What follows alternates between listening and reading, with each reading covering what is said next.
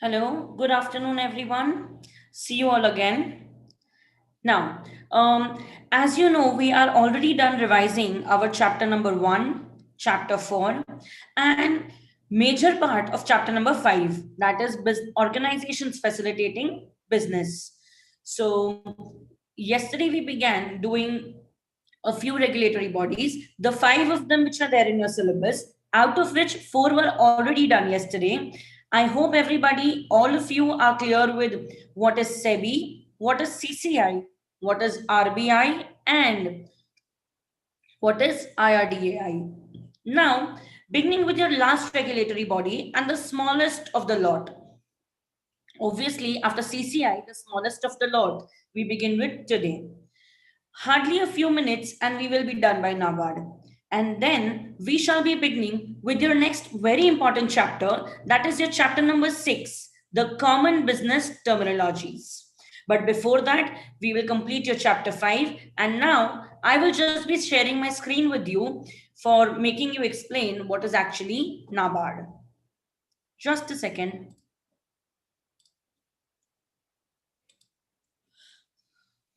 Mm.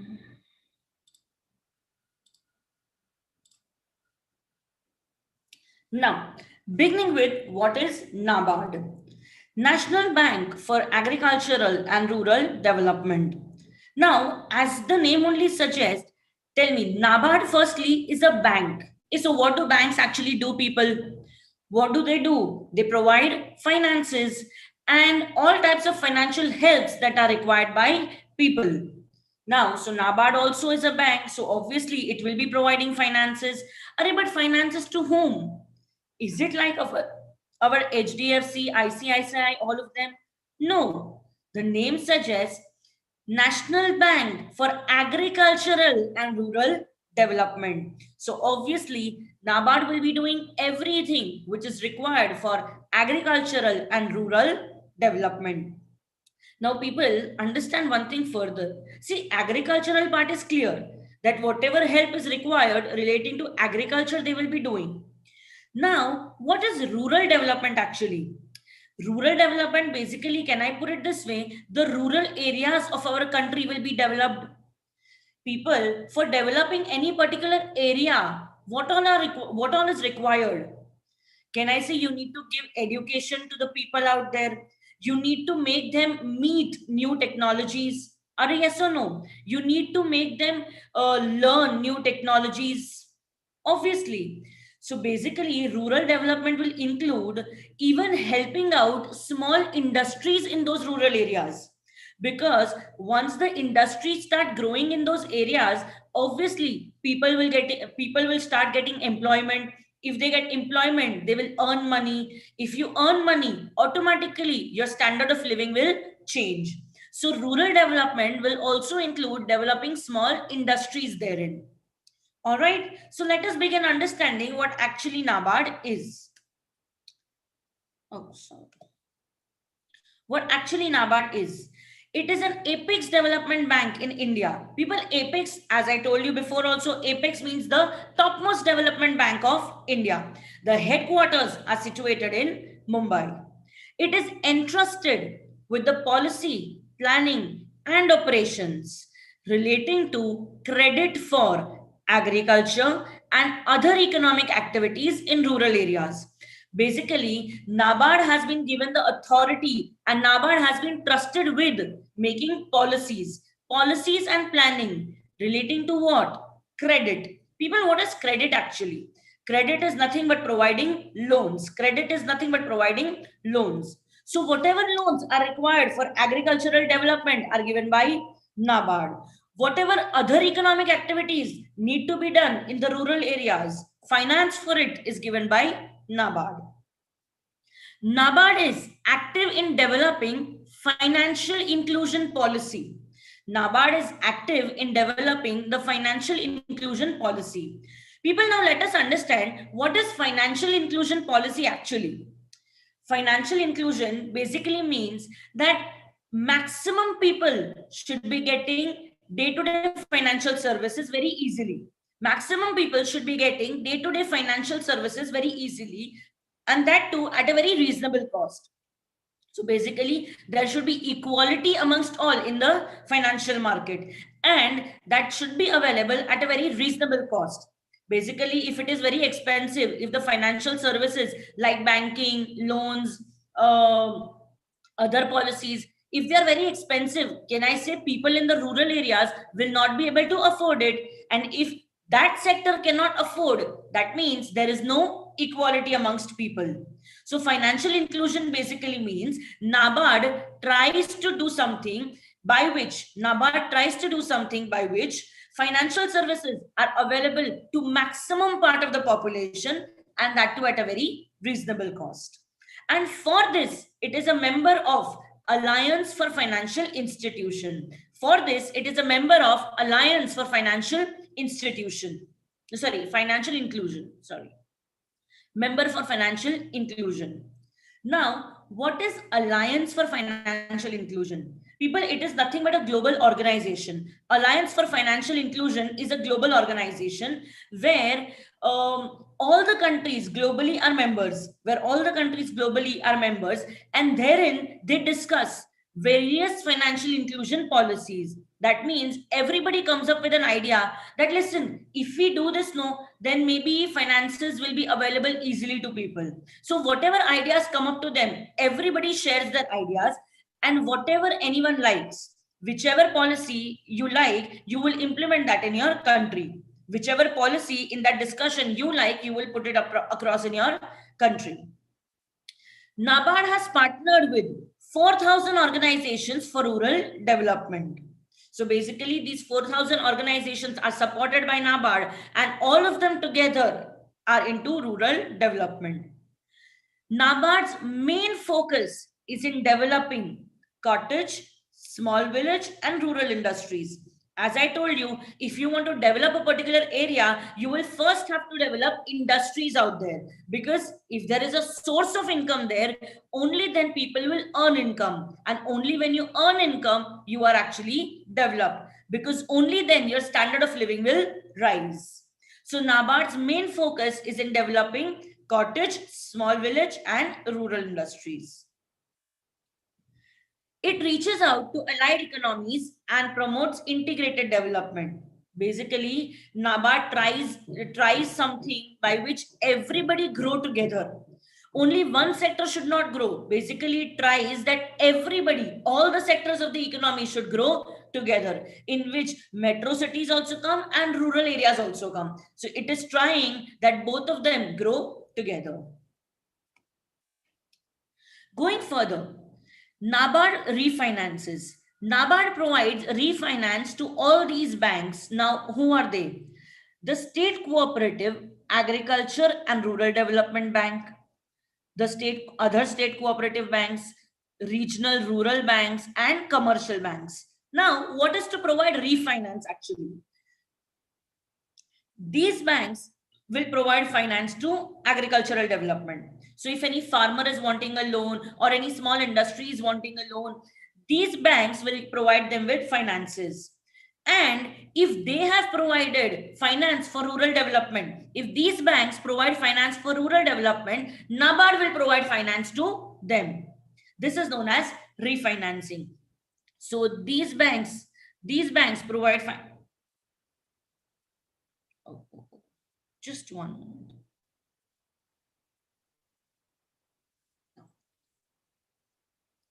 If these banks provide finance to agriculture and rural development, then NABARD will provide finance to all these banks.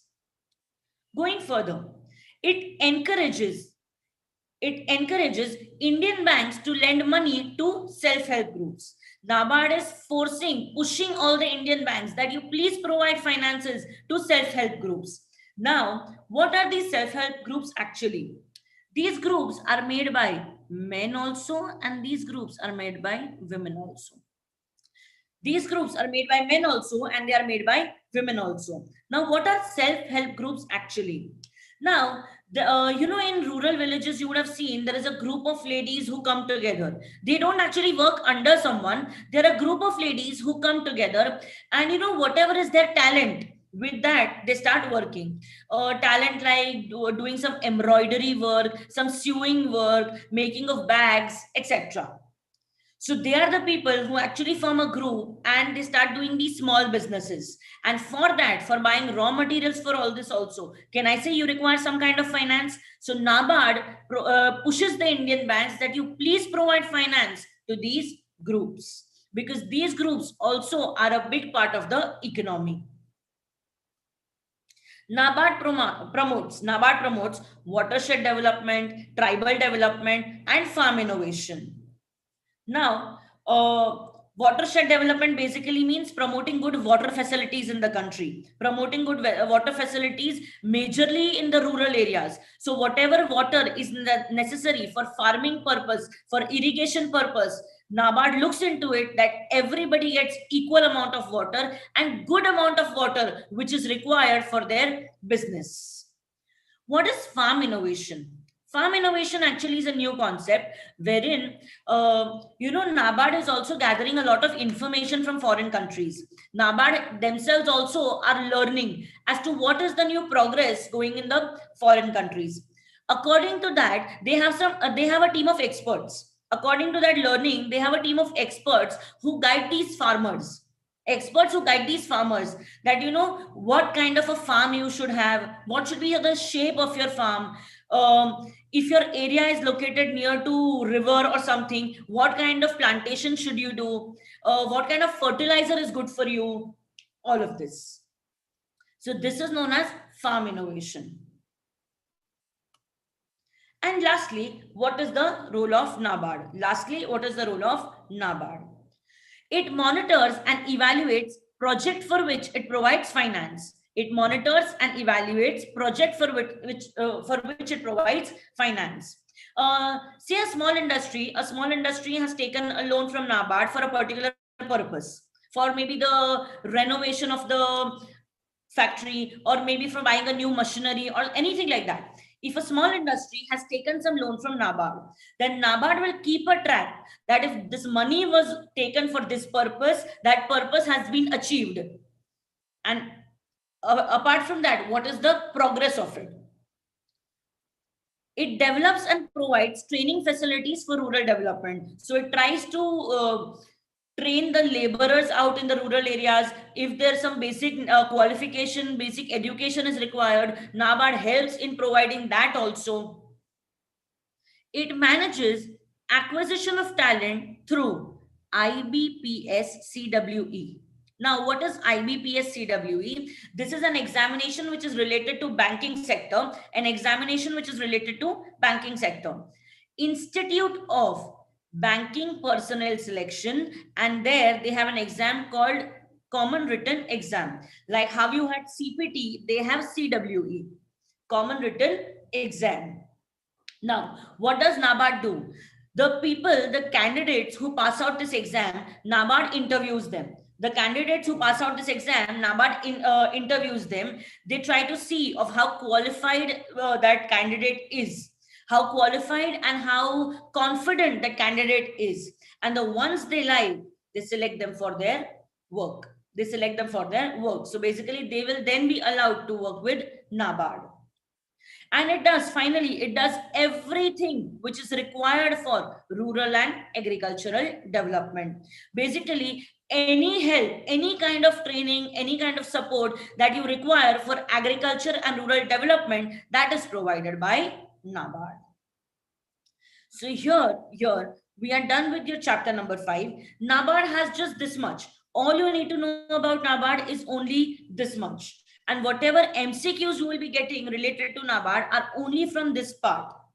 So do not worry, absolutely. As I told you yesterday also, I will just repeat it once more. For chapter number 5, only our notes are enough. The moment you are done with the notes, believe me, you are absolutely and thoroughly prepared for your chapter 5.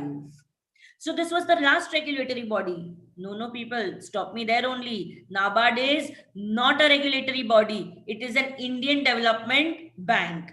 So this was the last organization about which you had to study in your chapter number 5. Sure. So I will just end the slide. I'll just stop the share here, and I will now take you through your chapter number 6. People, I'm sure all of you know about your chapter number 6. I think your most favorite chapter which is related to chapter which is related to your terminologies. Oh yes.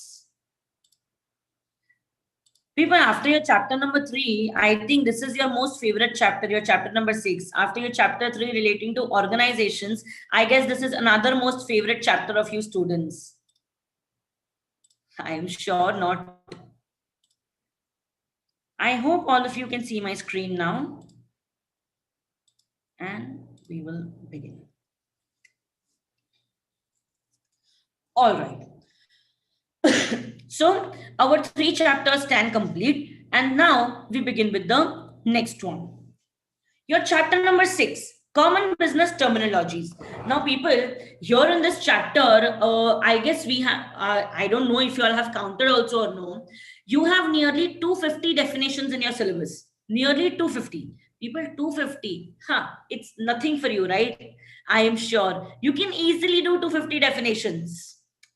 Now, I know it is very difficult for all of you to do all of them together, and also it is very difficult for us to cover all the 250 in our revision syllabus. Now, what we have done here is we have tried to find out all those super important definitions. People, 1 minute. Now, this super important does not mean that you will get questions only from these definitions.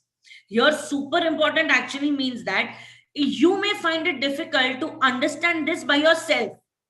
So we have taken up all those definitions which are difficult for you to understand by yourself at CAFC level, at the foundation level.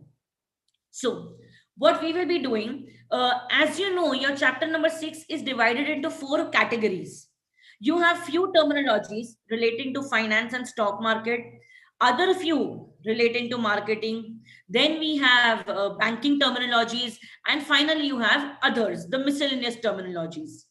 Now, all the 250 definitions are important for you to go through it once at least. Now, see, the definitions which we have not taken up are something which you can read and just understand. There is nothing not much of a rocket science in that which you will not be able to understand. See, the definitions like debtor, creditor, depreciation, then advertising, agent, all of those definitions you already know. And even if you don't know, you can just read through it once and you will be thoroughly done with it. So we have not taken up those definitions. We will be doing it, which are very important and difficult for you to understand. Now, again, this chapter will come for 6 to 8 marks like the other chapters. But then I'll just give you one disclaimer that whatever trend I have observed from the previous attempts, generally they go beyond 8 marks in this chapter. People, there is a logic behind that. See, in this, no, they don't have to use much of brains to frame MCQs. Just put up any definition and give any random options with one correct answer. So there is no much difficulty for them to frame MCQs in this. And 250 definitions, you have too much to ask. So they have generally gone beyond 8 marks for this chapter. Now, our students, we will be having MCQ examination. So I'm sure you don't have to mug up each and every definition. You only have to keep in mind a few keywords. You should just have understood the definition and a few keywords which will help you crack the answer. Now, let us begin now. Beginning first with your finance, stock market, and commodity market terminologies.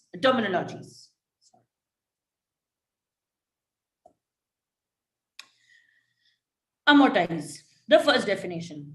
To amortize is to charge a regular portion of expenditure over a fixed period of time. To amortize is to charge a regular portion of an expenditure over a fixed period of time.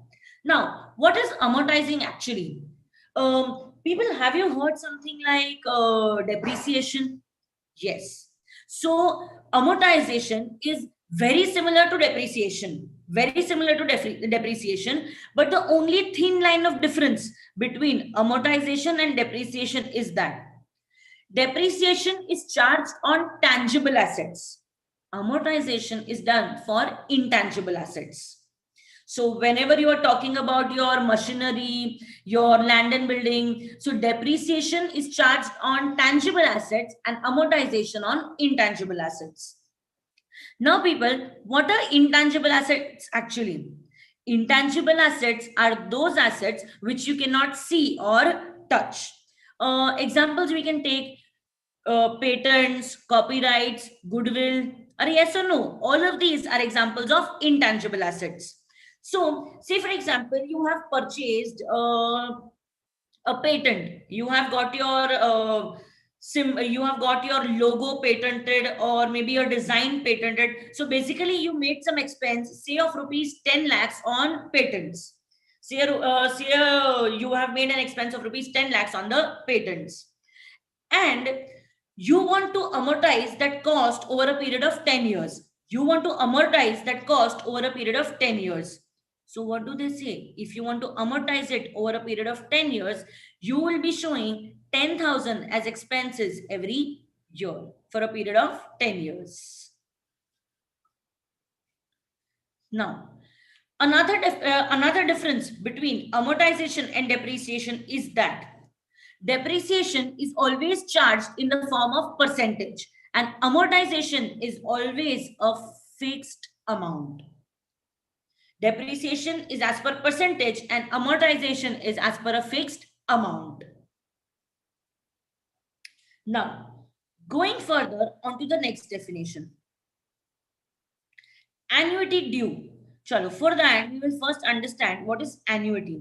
People, annuity is nothing but a series of payment of equal amounts.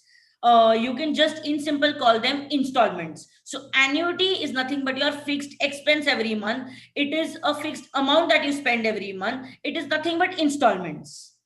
Now, what is annuity due? Annuity due are those payments which occur at the beginning of a period, which occur at the beginning of each period. Say, for example, you are staying on rent at a place. You have rented a house and the rent expense every month to you is rupees 15,000. The rent expense to you is rupees 15,000 per month. So can I say this is a fixed amount that you will be paying at fixed intervals? This is a fixed amount that you will be paying at fixed intervals. Now, let's talk about the month of December. Let's talk about the month of December. In December, can I say the moment 1st December will start, the rent for that month will become due? The moment 1st December will come and the month of December will start, can I say the rent for that month will become due? So any amount, any fixed amount which gets due at the beginning of each period. Any amount, any fixed amount which gets due at the beginning of each period is known as annuity due. Clear, everyone? Going further, what is arbitrage? Arbitrage is nothing but a simultaneous activity of purchase and sale. Simultaneous activity of purchase and sale. And why do you do this simultaneous activity? You do this simultaneous activity in order to take advantage of price variation into different markets. Just because the price of the same commodity are different in two different markets, you do this activity of purchase and sale. The market in which the price is lower, you will purchase it, and the market in which price is higher, you will sell it. Now, say for example, cotton material. Cotton material is very cheap in the southern part of India, in Tamil Nadu. The cotton material is very cheap in the southern part of India. So what do people do? They purchase it from the south and sell it in their respective states. So they purchase it at a lower rate and sell it at a higher rate. This is known as arbitrage.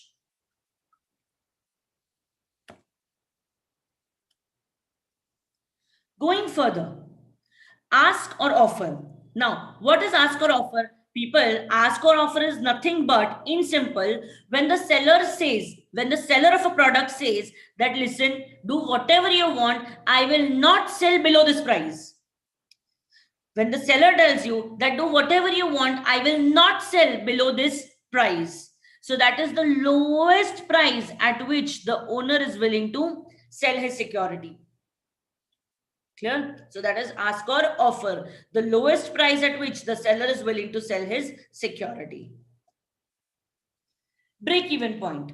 Now, what is break-even point actually? Break-even point is nothing but a situation. Break-even point is nothing but a situation where your revenue is exactly equal to your expense. Your revenue is exactly equal to your expense. People, if your revenue is exactly equal to your expense, can I say you are neither making profit nor suffering losses? Or yes or no?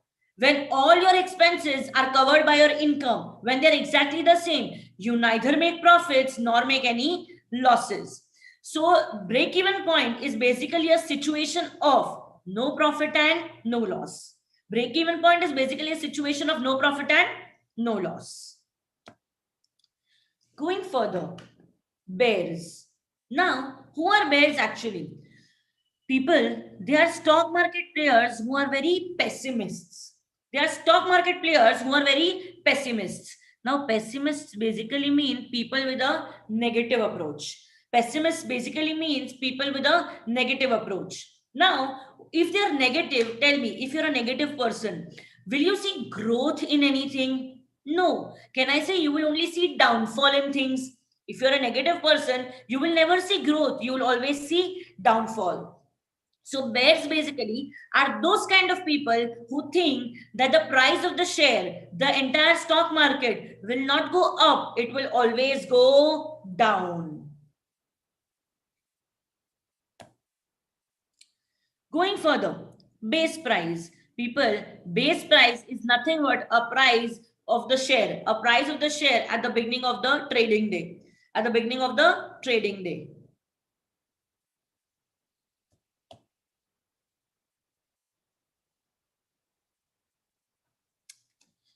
Going further, basket trading. People, now, this is a new and an important term for you. Basket trading. What is basket trading actually? People, before taking you to basket trading, I want to ask you something. Whenever the market is not doing well or it is doing well, it is not doing well or it is doing well, in either of the cases, uh, what do we say? People, by the way, which are the two most recognized stock exchanges? I told you just yesterday. Don't you forget this. Which are the two most recognized stock exchanges in India? BSE and NSE, Bombay Stock Exchange and National Stock Exchange. Now, suppose if we are talking about the Bombay Stock Exchange, BSE, you know whether the market is doing good or not doing good. Do we ever say that today BSE was up or BSE was down? No. Can I say you have an index to measure the stock exchange? Or yes or no? Measure how the market is doing today. You basically have a statistical measure by which you determine of how the market is doing today. The statistical measure for BSE, the statistical measure for BSE, the index for BSE, can I say is known as Sensex. So whenever people talk about the market, whether it is doing good or no, they always say that the Sensex was up today or the Sensex was down today. Now, can I say there are thousands and thousands of companies which are listed on the Bombay Stock Exchange? Now, the change in one very small company, the change in one very small company does not have much impact on Sensex, does not have much of an impact on Sensex. Sensex is basically made up of 30 major companies. Sensex is basically made up of 30 major companies.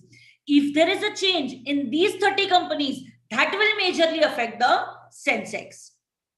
These 30 companies of Sensex are basically known as Sensex 30. Now you have a question, ma'am, which are these companies? People, the domestic companies which you study, the Indian companies about which you study in your chapter number 3 are all part of Sensex 30. Clear, everyone? Now coming on to basket trading. People, what is basket trading? Basket trading is nothing but you invest in all these 30 companies of Sensex at one go. You invest in all these 30 companies of Sensex at one go. Say, for example, you want to invest 5 lakh rupees in the stock market. You want to invest 5 lakh rupees in the stock market. Now, you tell your broker that with these 5 lakh rupees, I want to do basket trading. With these 5 lakh rupees, I want to do basket trading. So what will your broker do? He will distribute these 5 lakh rupees. He will distribute these 5 lakh rupees proportionately into these 30 companies. He will distribute these 5 lakh rupees proportionately into these 30 companies. Clear? This is known as basket trading. Bear market. People, we just understood who are bears. People, bears are positive or negative? Negative people. What do they think? The prices will always go down. The prices will always go down. So what is a bear market? It is a market which is always going down. The prices of the stocks are falling consistently. Now, this is also good and a very new concept. This is also a good concept. Blue chips. What are blue chips or what are blue chip shares? Blue chip shares are basically shares of those companies which are large, very well established and financially sound. Basically, they are not into any financial crisis. They are making very good financial progress. They are very, very, very well established companies. Reliance Industries, yes. The Tata Group, yes. These are all a part of blue chip companies, the blue chip shares. Now, what do they say is, when you make investment in these shares, the prices of these shares don't change much on daily basis. See, if there is a major event going on in the company, it is a different matter. If there is a major event going on in the company, that is a different matter. But usually the prices don't change very much on day-to-day basis. Now, that is known as the price volatility of such shares is moderate. The price volatility of such shares is moderate. Volatility basically means fluctuation. Volatility basically means fluctuation. So the prices don't fluctuate much on daily basis. So what does this actually mean? If I purchase 50 shares of Reliance today, and I sell it on the very next day, tell me, will I be making a very huge profit? No, I will not be making a very huge profit. Reason being, the price would have hardly changed in a day. But if I hold these shares for a period of 1 year, 5 years, or something like that, if I hold it for a long period of time, can I say at that point of time, I may make a huge profit? If the company is faring well, I may make a huge profit. So in case of blue chip companies, short-term gain is very less. Long-term gain is more. Clear, everyone? So what are blue chip companies and blue chip shares? Actually, shares of very large and well-established and financially sound companies. The price fluctuation is very moderate. Short-term gain is very less. Long-term gain is very high. Everybody clear? These are blue chip companies. Going further, beta. What is beta? It is a measurement of relationship between stock price of any particular stock and the movement of the whole market. People, in simple, what is beta? Due to the change in price of one company, due to the change in share price of one company, how much will the entire market change? With the change of price of one company, how much will the entire market change? That how much is known as beta. Clear, everyone? Due to the change in price of one company, how much will the entire market change? That how much measurement is known as beta. Everybody clear? Going further, bid. People, a while ago, just a few minutes ago, we did a word called ask or offer. What was ask or offer? It was the lowest price at which the seller will sell his securities or any product of his. What is bid? Completely opposite. What is bid? Bid is from the buyer's point of view that is the maximum price a buyer will pay. A maximum price that the buyer will pay. Basically, what is the buyer trying to say? That listen, do whatever you want, I will not pay more than this. Do whatever you want, I will not pay more than this. That is known as bid.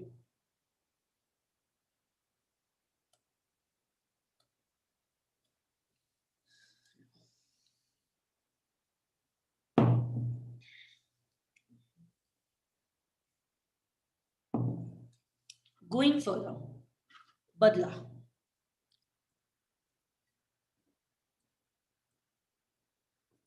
Super, super, super important. Now, people, why is this super, super, super important? Because it is very difficult for you to understand. Believe me, it as such is a very simple term. I will just give you an example. I don't even need to tell you the definition. I will just give you an example and you will be clear with what are badla charges. Let me give you a disclaimer first. By the way, these badla charges are now withdrawn by SEBI. SEBI does not charge them anymore, but still we have it in our syllabus. Now, what are badla charges? Badla charges basically are, let's take an example. Today is what day? Today is Saturday. Forget Saturday. This does not happen. Let's talk about Monday, 22nd, 23rd, 24th. No, sorry, today is Sunday. Let's talk about tomorrow, 23rd. 23rd November 2020. Suppose we are on Monday only today. So today we are on Monday today. Assume it we are on Monday. I have purchased shares worth rupees 1 lakh. Okay, today I have purchased shares worth rupees 1 lakh. Now I will have to pay this money to the stock market by the end of the settlement period. I will have to pay this money to the stock market by the end of the settlement period. Say the settlement period is Friday of every week. Say, for example, the settlement period is Friday of every week.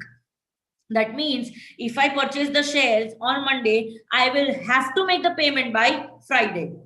Even if I purchase on Wednesday, I will have to make the payment by Friday only because Friday is the settlement period. Okay. So I will have to pay this 1 lakh rupee to the stock exchange on Friday.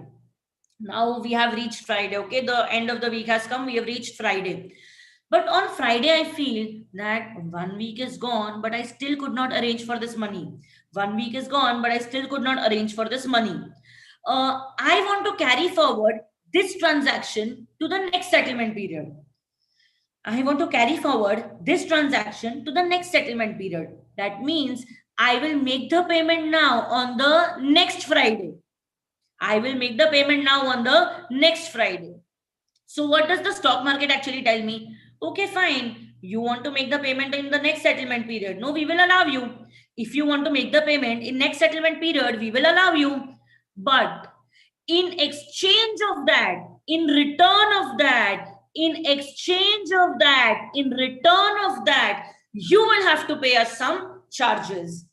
We will allow you to carry forward the transaction in the next settlement period. In exchange of that, you will have to provide us with some charges.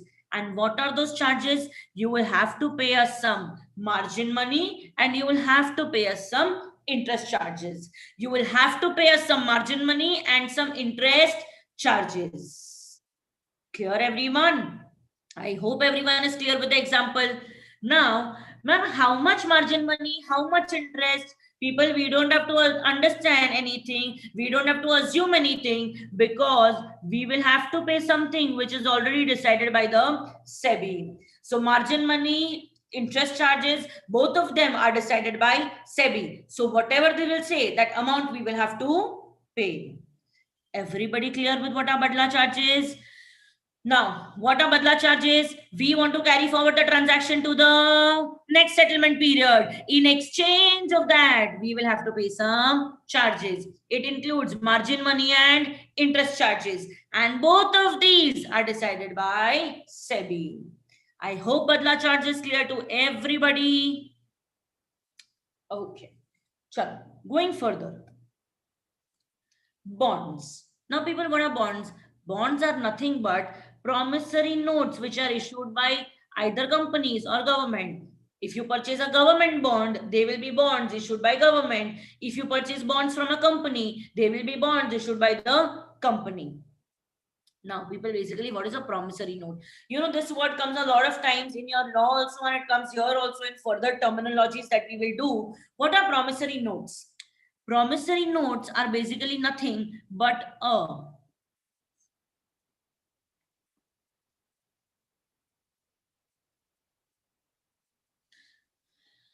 promissory notes are nothing but promise to pay money. Now, people, I issue a promissory note to you. I will issue a promissory note to you. That means what? I will promise to pay you the money. Are tell me, people, when will I promise to pay you the money?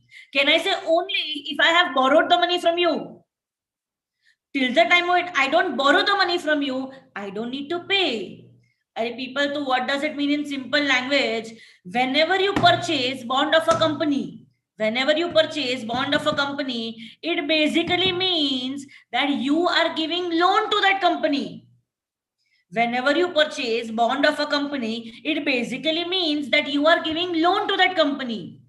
In return of that loan, they will give you a promissory note. In return of that bond, they will give you a promissory note that I promise to pay you back this money along with so and so amount of interest. Clear, everyone? Acha, chalo. So what does this mean when you purchase a government bond? Or when you are purchasing a government bond, it basically means you are giving loan to the government. Government will use your money. In return to that, they will give you a promissory note wherein they will write that I promise to pay you back this money along with interest. So everybody clear with what is a bond? Are yes or no? Yes. Chalo. Going further. Bull market. Now, what is a bull market actually? People, bull market is exactly opposite to bear market. What was bear market? Prices of this market are falling. What is bull market? Prices are increasing. Bull means increase. Bear means decrease.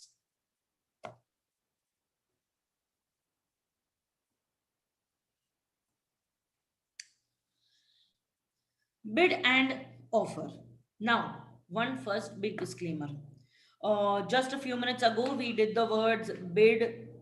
We also did the word ask or offer. Yes or no? We did those two separate words. One was ask or offer, and one was bid.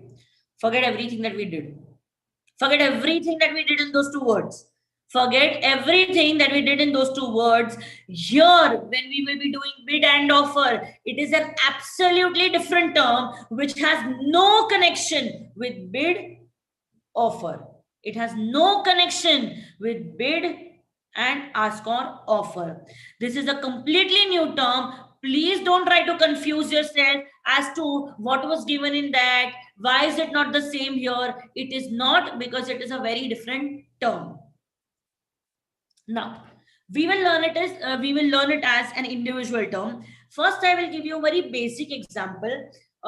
That example is not actually valid here, but still, for your basic understanding, I will give you that example, and then I will also give you an actual example which is relatable here. Now, let us begin. Bid and offer. What is bid and offer? Um, today, suppose let's assume the share price, sorry, not the share price. Today, let's assume the price of gold is rupees 50,000. Okay, today, let's assume the price is rupees 50,000. Okay, now, you have someone's marriage coming soon. You have someone's marriage coming soon. So, you want to buy a gold chain for yourself. You want to buy a gold chain for yourself. You go to one of the jewelry shop. You go to one of the jewelry shop. You spend 2 hours there. You spend 2 hours there, and finally you end up liking one chain. Assume the cost of that chain is exactly 50,000. Assume that the cost of that chain is exactly 50,000. Now you purchase the chain, you pay rupees 50,000, and you are out of the shop.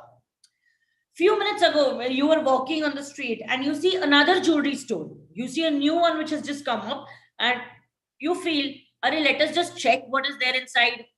What if he has some new variety? It is a new store. Maybe what if they are a little advanced in their designs and everything?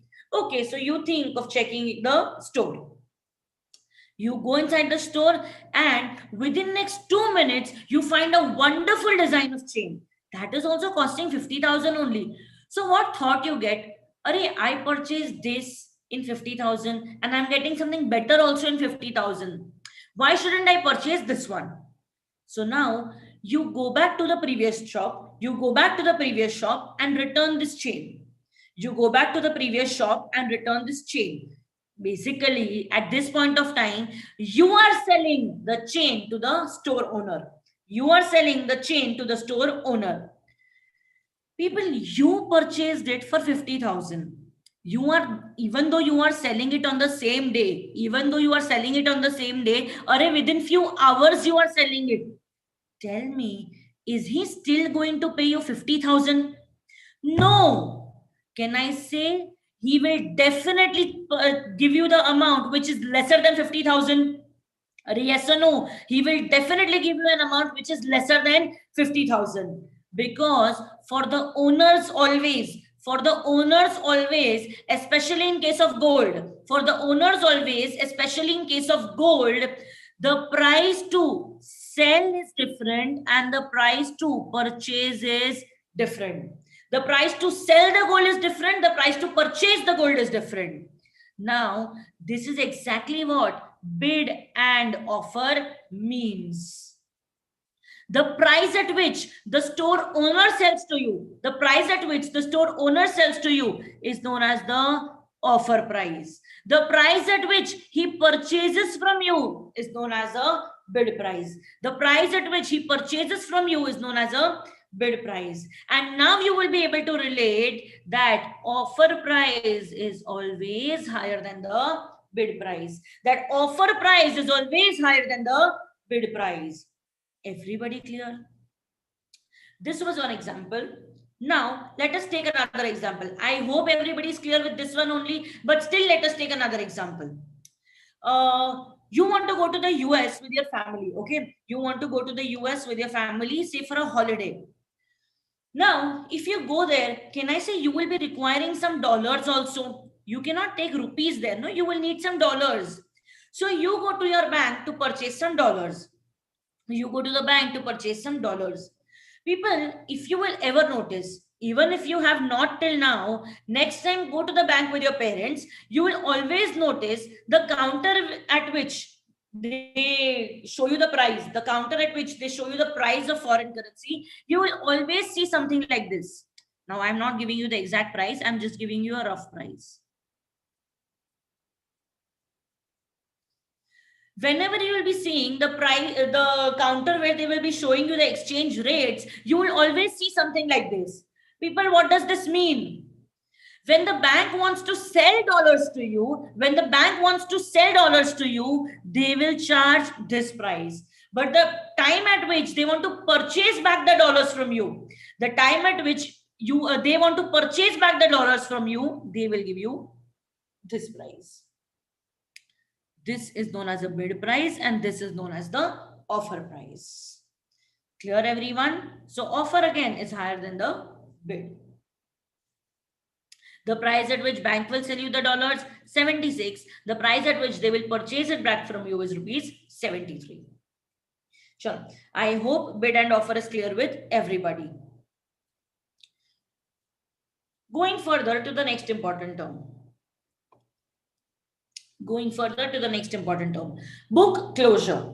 Now, book closure is also a very new term for you and many of you get confused in this term. What is book closure actually? Now, I want to ask you a question. People, who are the people who gets dividends? Who gets dividends? So you know what, when I ask you this, who will get dividend? Everyone will scream together, ma'am, shareholders of the company will get dividend. And you know what am I going to tell you? This is high level garbage. Shareholders do not get dividends. Now you will think, what is she talking? Yes, people, shareholders do not get dividends. The people who will get dividend is now Every company maintains a register of members. Every company maintains a register of members. People, whoever's name is entered in this register, only they will be getting the dividends. The people whose names have been entered into this register, only they will be getting the dividends. Now people tell me, shares are traded on daily basis. Shares are traded on daily basis. Today, suppose I am the holder of 10 shares of Reliance. The moment I sell it to you, you will become the owner of those 10 shares of Reliance. So shareholders keep changing on daily basis because trading is happening on daily basis. So how will the company maintain the register?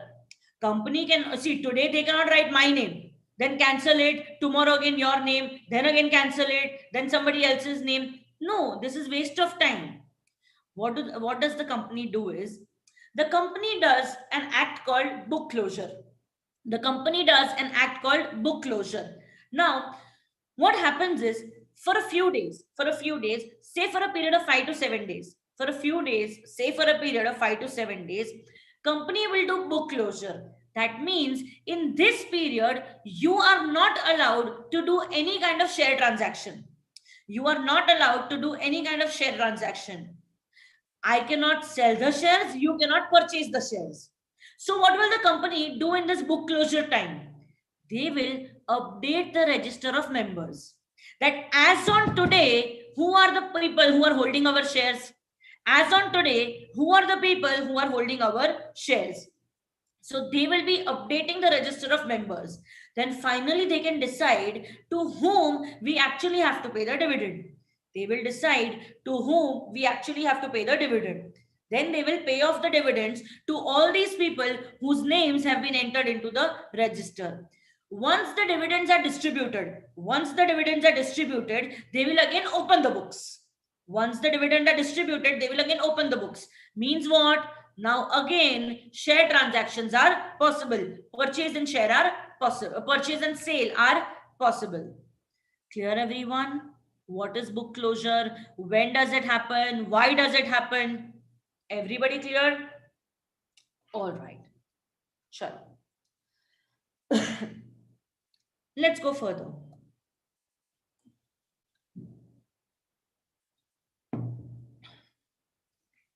Let's go further. Bull. People, what is a bull market? A place where price is constantly increasing. So what is a bull? Who is this person? This person is an optimist, basically positive attitude person. His attitude always says that the price of the shares are always going to increase, that the price of the shares are always going to increase. Bear person, pessimist, means negative. Bull person, optimist, means positive. All right. Let's go further. Close price. People, what is close price? The price at the end of the trading day. The price of a share at the end of the trading day. People, when does the trading day end actually? Forget it. When does it start? Trading day is basically 9:15 to 3:30. Clear, everyone? Trading day is basically 9:15 to 3:30. And closing price means the price of the share at 3:30. Now, let's go further. Call option, call option, call option. Now, this term is another term which keeps troubling you all the time. Ma'am, what is call option? What is call option? What is put option? What is put option? Okay, don't worry. We will understand it in a very easy manner now. Now, what is a call option actually? People, by the way, what are call options, what are put options, what are derivatives, all of these things you will be doing at your final CL level. In your SFM subject, strategic financial management, you will be actually doing what are derivatives, and then you will be further understanding what are call options, put options, etc.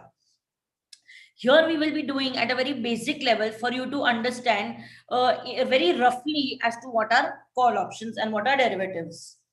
Sure. Let's take an example. First, let's read the definition. Then let's take an example and we begin.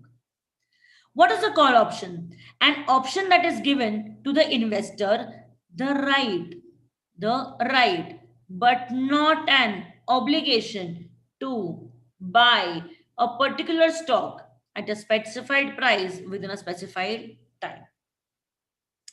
What is the call option? An option that is given to the investor the right but not the obligation to buy a particular stock at a specified price within a specified time.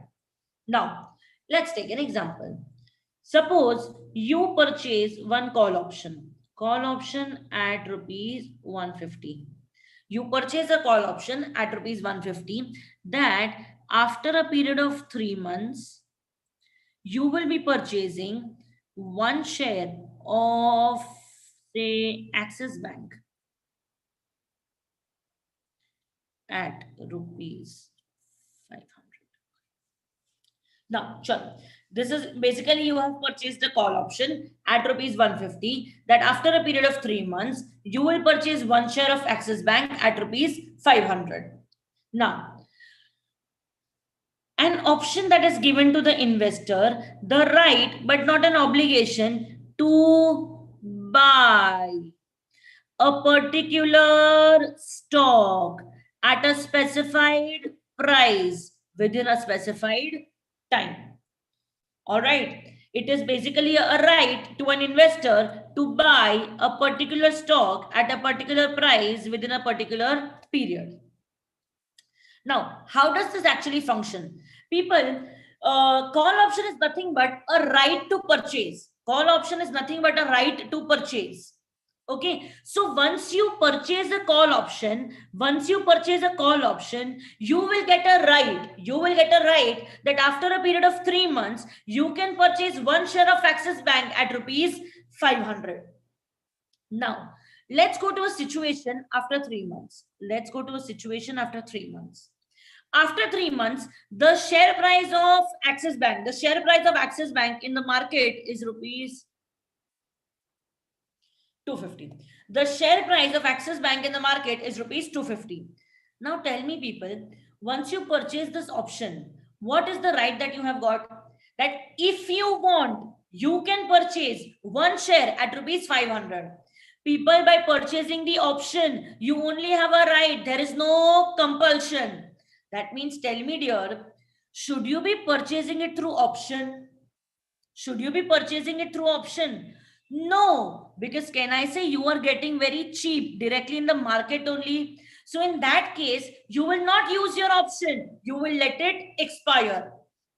You will not use the option. You will only let it expire.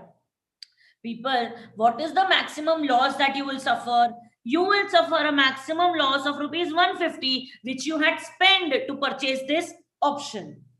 But it is not necessary that since you have purchased it, you will have to use it.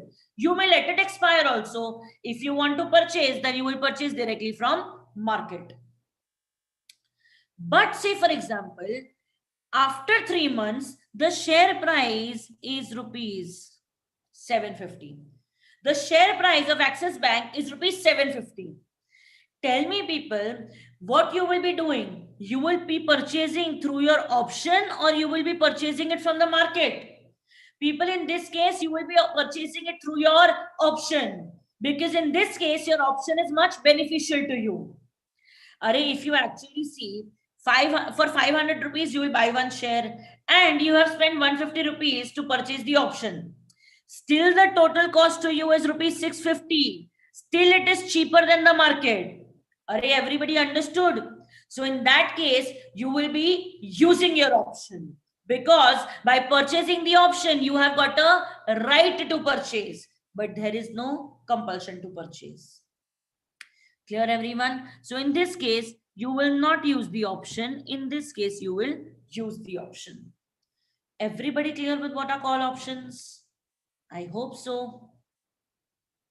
All right, let's go further. Okay. Now, beginning with what is commercial paper. Commercial paper are basically unsecured short-term promissory notes which are issued by large firms, usually in the denomination of 1 lakh or more, having interest rate somewhat below the prime lending rate of commercial banks. Now, people in this case, large firms are issuing promissory notes. We just did it 5 minutes ago, people. What are promissory notes? Promissory notes are nothing but a promise to pay. Large firms are issuing the promissory notes. So large firms are promising to pay back. Large firms are promising to pay back. That means, can I say large firms are taking loan from somebody? Only if they will be taking loan from somebody, they will be issuing promissory notes. Yes or no? So large firms are taking loans from somebody, and against that they are issuing the promissory notes. Now, people, basically what actually happens is that there are two companies, they only give loans to each other, and as against that they issue promissory notes. Say I am A company, you are B company. I am A company, you are B company. We have good business relations. And for a short period of time, I require some money. See, in this case, if I will go to the bank, no, they will have thousands of formalities. Also, they will charge me more interest than you.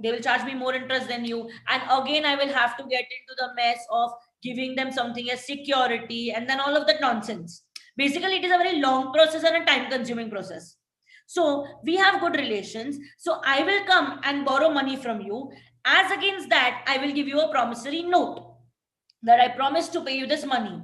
And people, commercial paper is unsecured. That means I don't even need to give you anything as security.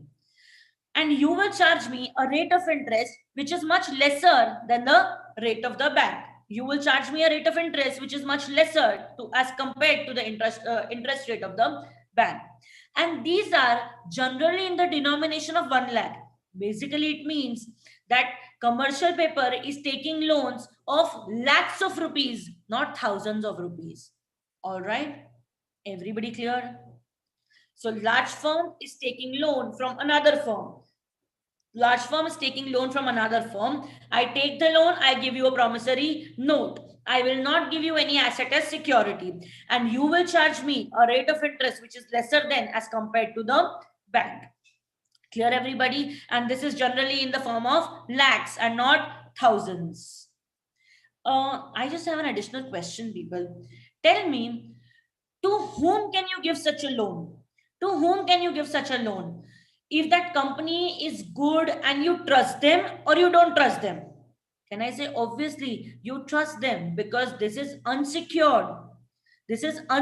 Loan. So definitely you will give it to only those companies on whom you have trust of repayment. All right, let's go further. Now, going on to what is a debenture. Now, debenture basically is nothing but a debt instrument which has no security. Basically, see, in accounts you would have done secured debentures, unsecured debentures, and blah blah blah. But actually, debentures are always unsecured. In accounts, whatever you have done, that is just a form. That is just a sum that you solve. But in actual, debentures are always unsecured. Now, if you purchase debentures of a company, what is it that you are actually doing? Nothing but you are giving money to the company for the purpose of their use, and on that they will be giving you some rate of interest. You give money for the company for their use, and in return they give you some amount of interest on that. Clear, everyone? No doubts at all? All right.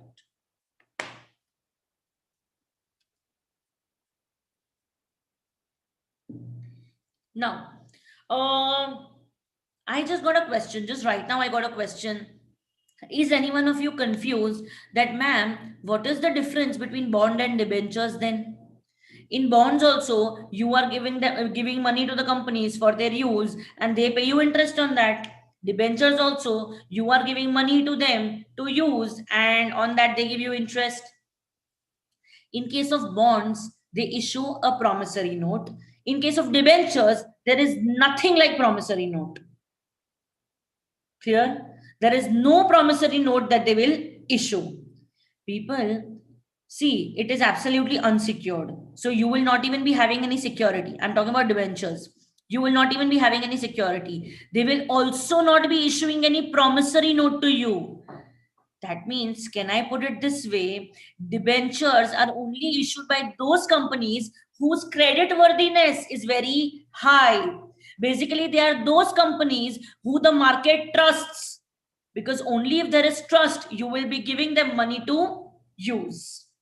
That means debentures are backed only by credit worthiness and reputation of the issuer. Your issuer basically means the, sorry, what happened?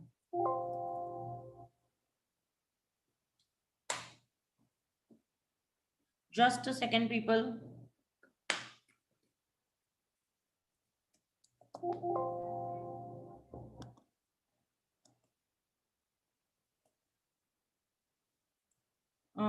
I hope my screen is visible. Just a second. My screen had got blank for a second. Mm,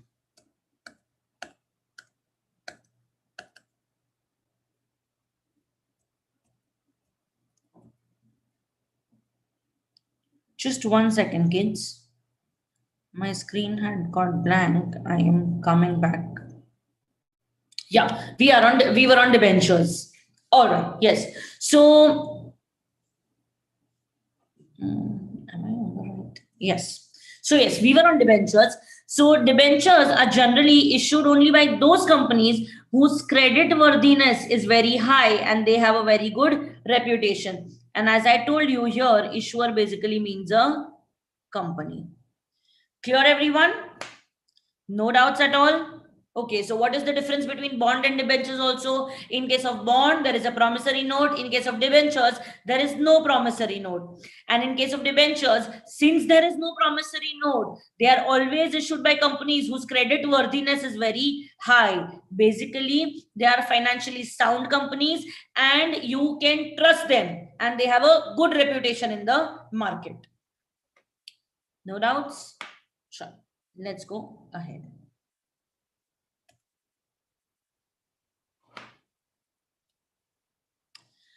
Defensive stock.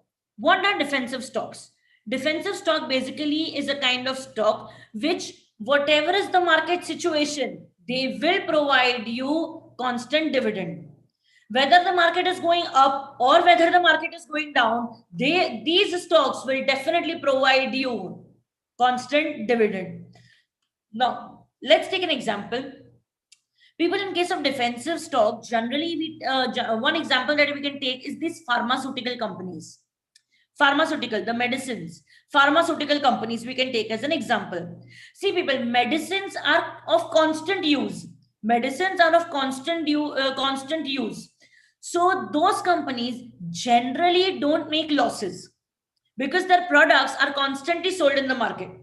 Their products are constantly sold in the market. So generally, they do not make losses. If they do not make losses, can I say they will definitely be giving you dividends? Yes or no? They definitely give you dividends. Now, let us talk about the COVID situation that we are into since past 8 months. This COVID situation. Can I say in this time, every business was almost gone, finished. Every business has suffered financial losses. Every business has slowed down. But pharma companies kept going on, kept on going, kept on going. And in this situation also, they definitely made profits. And that is why in this situation also, when the entire market was crashed, but still they were in a situation to pay dividends. So in case of defensive stock, we can take examples of pharma companies. Clear, everyone? They generally also pay dividend, and also in situations wherein everybody is suffering losses, they are the people who will still be in the position to pay dividends. So the companies will pay dividends at a constant rate. Those are known as defensive stocks. Clear, everyone? I hope you have no doubts. derivatives. Again, very important. Important just because you are young enough to understand this term. If you were in a final CA course, it was very simple for you to understand. Now people, I have made few attempts to make this clear to you as much as possible. I don't assure that you will absolutely understand this, because this is not a part of your syllabus only. So I've just made a small attempt. I hope it reaches out to you and you can clear it. Your doubts get cleared. Now, what are derivatives actually? People, let me tell you, even though you did not know what are derivatives, you have already studied an example of derivatives. You have already studied a type of derivative. Ma'am, which one? Which type of derivative did we study? People, just few minutes ago, we did something called as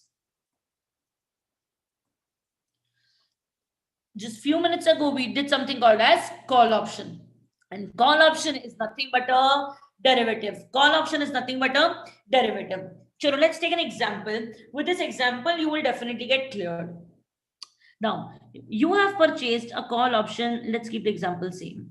At rupees 150, you've purchased a call option at rupees 150. That after a period of 3 months, you will purchase one share of Axis Bank at rupees 500. Okay, then you will purchase one share of Axis Bank at rupees 500. Now again, you purchase another call option. You purchase another call option at rupees 500. That after a period of 3 months, you will be purchasing one share of say Hindustan Unilever at rupees 2100. Okay. No, let's not keep this 500. Let's make this. So, okay, sure. So you have purchased one call option at rupees 150. That after a period of 3 months, you will purchase one share of Axis Bank at rupees 500. Then you have purchased another call option at rupees 700. That after a period of 3 months, you will purchase one share of Hindustan Unilever at rupees 2100. Now, people, don't you think I have written a wrong example here? See, in both the cases, in case 1 and case 2, in both these cases, you are purchasing call option only, no? So why should the price differ? If it is a call option, it should be straight at rupees 150 only. In both the cases, you are purchasing a call option. So in both the cases, the price should be 150 only, no? Why is the price changing? Why is the price changing when you are purchasing call option only? Now, all of you, I cannot hear you, but there sitting at your homes, you are actually screaming. Ma'am, how can the price be same? How can the price of both the call options be same? They are, ma'am, talking about two different companies. Are people, then you have only given me the definition of derivatives. What is the definition of derivatives? Let us understand. Derivatives basically is a security. Derivatives is basically a security whose price is derived from, is taken out from. It is a security whose price has been derived from an underlying asset. And that asset can be a stock also. That asset can be a stock, bond, anything. Are I understood? People, underlying basically means hidden. Underlying basically means hidden. So people, what is a call option? What is a derivative? Sorry, not what is a call option. What is a derivative? Derivative is nothing but a security whose value is derived based on an underlying asset. Are you clear, everyone? So in the second case also, it is a security whose value is derived based on an underlying asset. A stock which is hidden inside this call option. A stock which is hidden inside this call option. Clear, everybody, what are derivatives? Chalo. Hope everyone is through with the definition of derivatives and you have no further doubts in what are derivatives. Chalo. Let's go to another definition. What is the holding period? What is a holding period? Now, what is a holding period? People, holding period basically means the time period for which you hold the asset. Say for example, I purchase a machinery today and I sell it after 10 years. I purchase a machinery today and I sell it after 10 years. So what is the holding period? 10 years. Clear? The period for which I was holding the asset is known as my holding period. Okay, they have also given you something else. Holding period is taken into consideration when? While pledging the asset as collateral. But collateral, people, collateral basically means security. Collateral basically means security. Now, say for example, I have given my machinery as security to you. I have pledged it with you, and against that, you have given me a loan of rupees 10 lakhs. I have taken the loan of 10 lakh and given my machinery as security. And this loan is taken for a period of 3 years. This loan is taken for a period of 3 years. Tell me, within these 3 years, till I don't repay the loan, within these 3 years, till I don't repay the loan, can I sell this asset? No. So basically, in this case, my holding period is 3 years. That at least for a period of 3 years, I will have to hold the asset. Any doubts? No doubts? Okay, let's go further.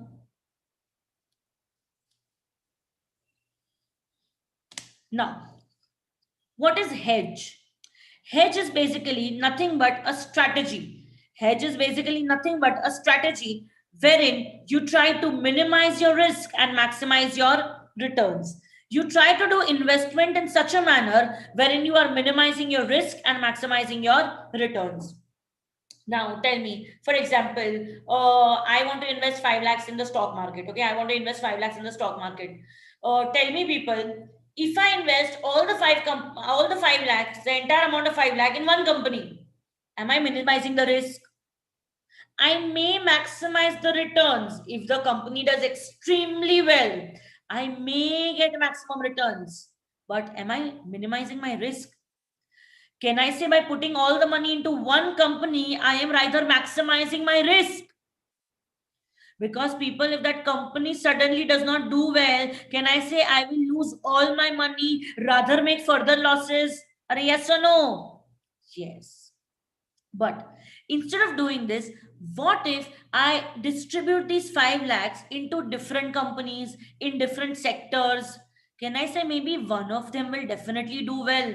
So in this case, I am trying to minimize the risk and maximize the returns. Going further, what is income stock? Now, what is income stock? People, we just did defensive stock. What was defensive stock?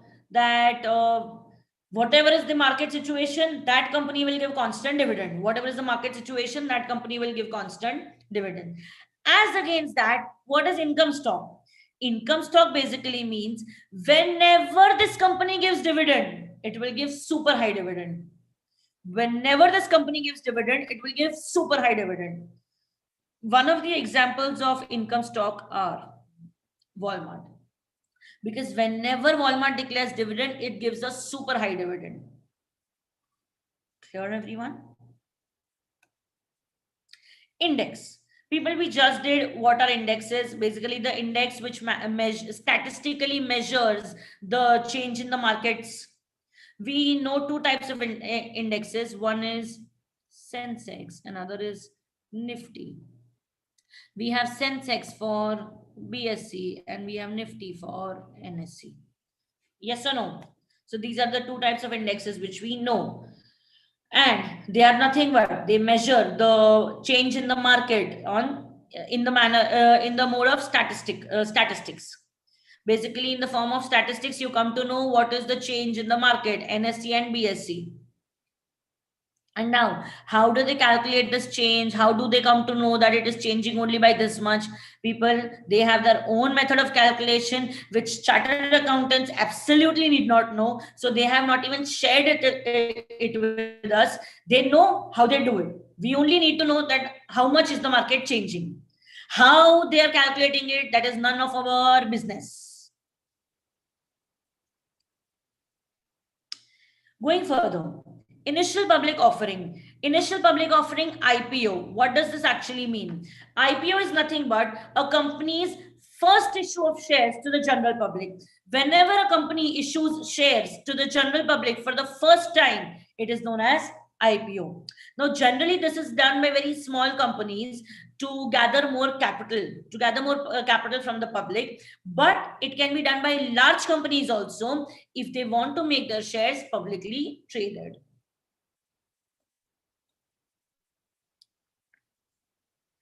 Limit order. Limit order. What is limit order now? Limit order is nothing but a price at which you wish to purchase the shares and you achieve that price. The price at which you wish to either purchase or sell the shares and you achieve that price. Basically, I'll tell you how this concept works. You are in a particular trading day. On a particular trading day, you want to purchase shares of State Bank of India. Okay, you are constantly tracking the market movement, and you wish to purchase the shares. So what will you do? You will put in your order. You will place an order that you want to purchase 50 shares of SBI if the price becomes 450. Okay, the price is constantly moving between 480 to 500, 480 to 500. Constantly it is moving in that range, and you feel that it may come down to 450 also. Okay, so you place this order in the market that you want to purchase 50 shares of SBI if the price reaches 450. People, once you are done with this, or once you are done putting this order, you just have to sit back and relax. The moment the price will hit 450, automatically your order gets placed. Okay, the moment the price reaches 450, automatically your order gets placed. Now, people, it is not that the price should exactly reach 450 only. It is not that the price should exactly reach 450 only. People, even if the price goes to 449, your order will get placed. Because can I say, in case of purchase, the more low it goes, the better it is for you. So what does the stock market think? If you are ready to purchase at 450, you are definitely ready to purchase at 449. Yes or no? So what do they say? What is limit order? Your order gets executed, your order gets placed the moment either the stock price reaches your desired amount. The limit order basically means that your order gets placed. Limit order basically means that your order gets placed the moment the share price either reaches the price which you have specified, or gets even better. All right, either it reaches the specified price or even better. So this is known as limit order. Sorry. Now going further. Liquidation. People, what is liquidation? Liquidation basically means winding up of the company. You want to close down your company. And how do you close down the company, or when do you know that liquidation is happening? The moment you start selling off all the assets of the company part by part. The moment you start selling off all the assets of the company part by part. Part by part is known as piecemeal. Clear? When little you sell off all the assets, finally your company will close down, because without the assets the company will not run. So when you are selling off all the assets part by part, it is to be understood that you want to wind up the business. Market capitalization. People, know what is market capitalization? See, market capitalization basically means, you would have heard, people talking, this is a 500 crore company, this is the 1000 crore company and all. How do they actually find out that amount? They find out that amount by whatever are your outstanding shares, how much ever are the shares of the company should be multiplied with the current market price. How much ever are the shares of the company should be multiplied by the current market price. That is known as the company's wealth.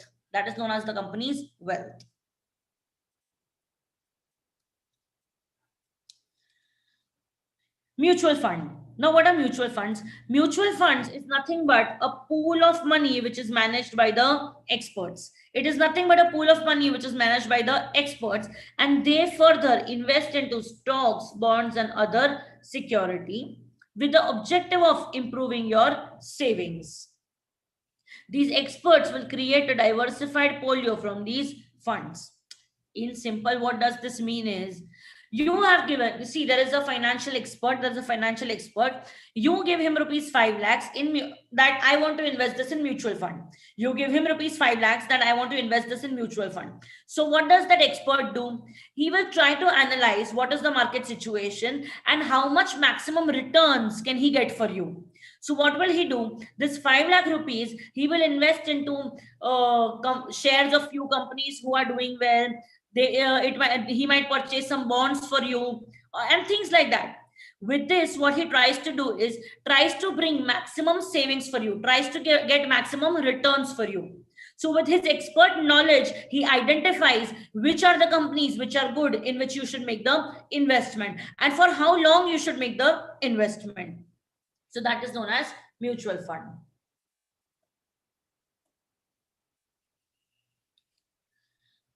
Going further, what is put option? Going further, what is put option?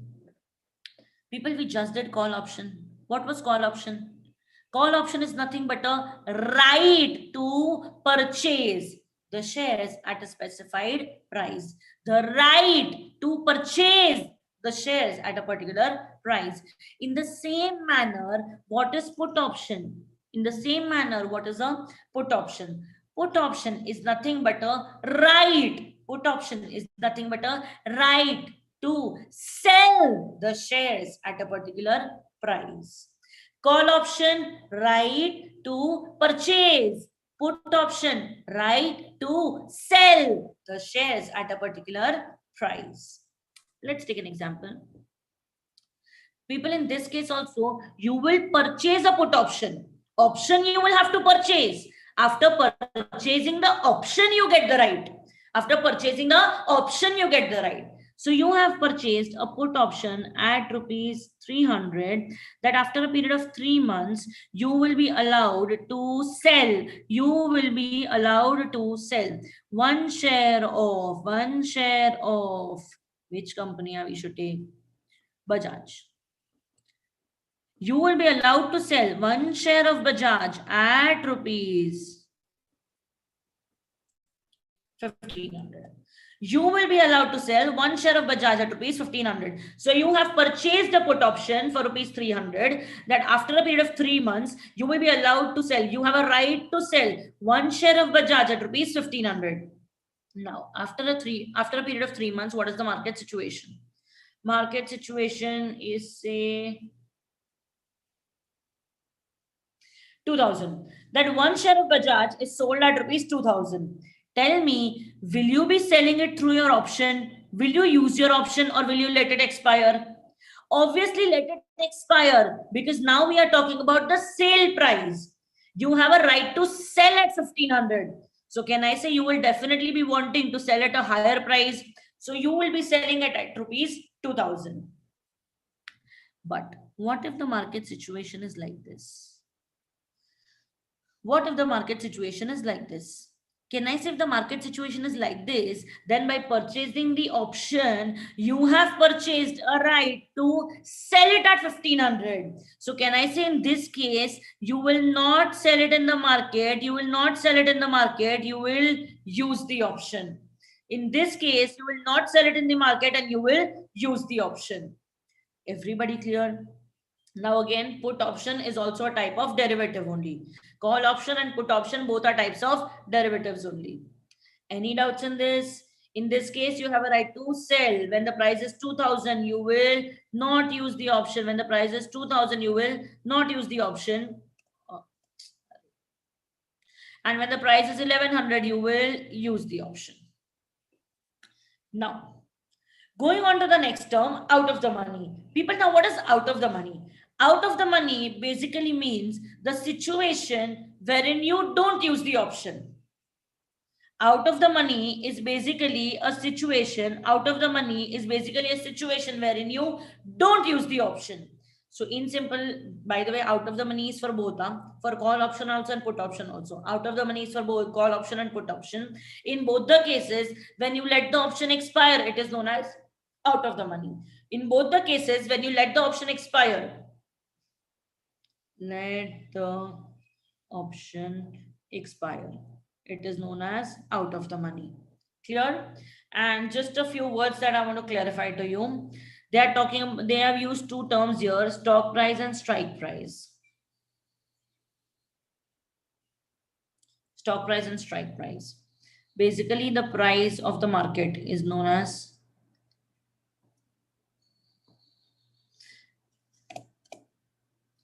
the price of the market is known as stock price, and the price which is given to you by option is known as strike price. So basically, what is out of the money? When you let the option expire, it is known as out of the money. And the price of the shares in the market are known as stock price, and the price given to you by the option is known as the strike price. Any doubts? Everybody clear?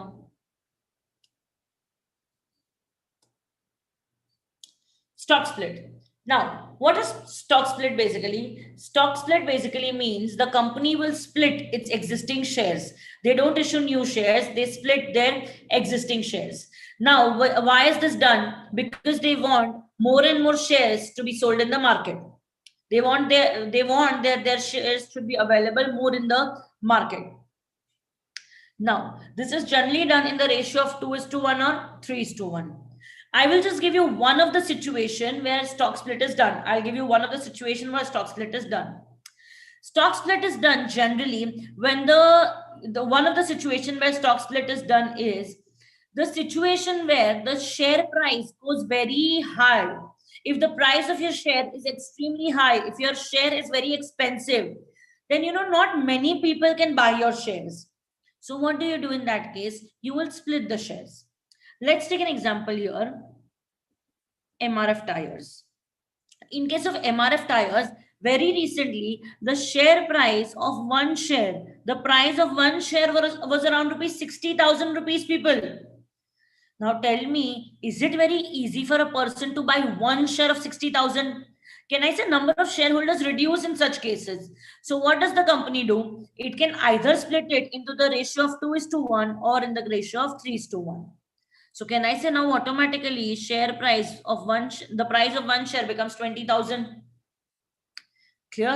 So by this method, the more and more number of shares will be available in the market. Going on to the next definition, thin market. Now people, what is a thin market? Thin market is basically a situation where number of buyers and sellers are very less. A situation where number of buyers and sellers are very less. Because the prices of the shares are very volatile. The prices of the shares are very volatile. Volatile basically means, as I told you, fluctuating. Volatile basically means fluctuating. So since the prices are constantly going up and down, up and down, up and down, so this is a very risky situation of the market. So in such cases, the number of sellers and buyers are very less. Some time ago, when there was election in India, at that time, the prices of the shares were very volatile as to which government will get selected, what will be the impact on the economy. So the situation was very, strict at that time. So number of buyers and sellers to trade in the market were very less. Going further, yield to call. Now, what is yield to call? Yield to call is nothing but rate of return earned on a bond, rate of return earned on a bond if it is called before maturity. Say, for example, you had purchased a bond for 1 year, and after 1 year, you were to get rupees 1200 as interest on the bond. Okay, so this was the return that you were going to get on the bond. Suppose you sell off the bond within a period of 9 months. You sell off the bond within a period of 9 months. Tell me, once you are selling it at 9 months, are you still going to receive 1200 as interest? No. Can I say you will receive lesser amount of interest? So whatever you earn till the period of 9 months, is known as yield to call. Clear, everybody? And the last terminology of finance. Yesterday, when we were doing RBI, I had told you that zero coupon bonds is going to come in your next chapter. That is your chapter number 6. Now, what are zero coupon bonds actually? Zero coupon bonds are nothing but bonds which are sold at discount. Zero coupon bonds are bonds basically which are sold at discount, and you do not get any kind of interest on those bonds. They are bonds which are sold at a discount and you do not get any kind of interest on those bonds. Then what is the benefit? People, the benefit is that when you are going to sell off these bonds, you will get par value. Par value means whatever is the actual value of the bond. Say, for example, there was a bond of rupees 100. When you purchased it at rupees 70. Now, when you will go to sell this bond, how much will you get? You will be getting rupees 100, which is the actual value of the bond. So, can I say, even though you did not get interest, but still this 30 rupees is your profit? Clear, everyone? So, what are zero coupon bonds? Bonds at which there is no interest, but they are sold to us. You can purchase it at a discount, and when you go to sell it, you will get par value. All right. Okay. So here is where our finance terminologies come to an end. We will begin with the marketing terminologies. But yeah, as I understand, it went too heavy on you. Just take a 2-3 minute break and then we will resume again. So just freshen up a bit and then we'll begin with the further terminologies.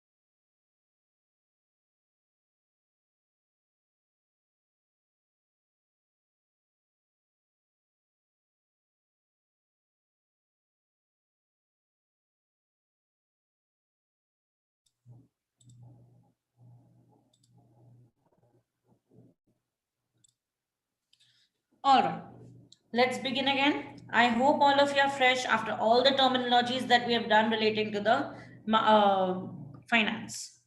Now, beginning further with marketing. Now, kids, when we do the marketing terminologies, believe me, these are more simple to you related as compared to banking and finance, because this is something which you've already done in your, say, economics or OC or some subject of your 12th standard.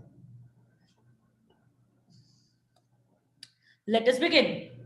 Benchmarking. People, what is benchmarking now? What is benchmarking? Benchmarking basically means it is a process wherein you compare yourself with the competitors. You compare yourself, people, you compare yourself basically means you compare your products and services with the competitors. You try to analyze that how their products are better than yours or how yours are better than theirs. Basically, you understand what are their strengths, you try to find out what are their weaknesses, you try to understand what are their pricing strategies, and accordingly try to improve yourself. So benchmarking is nothing but a process wherein you compare yourself with the competitors and accordingly try to improve yourself, analyzing their strengths, their weaknesses. Brand equity. People, what is brand equity?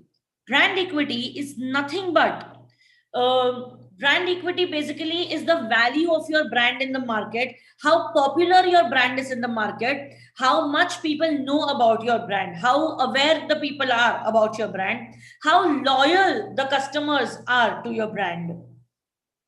Basically, equity also includes other intangible assets like patents, trademarks, the goodwill of your firm, etc.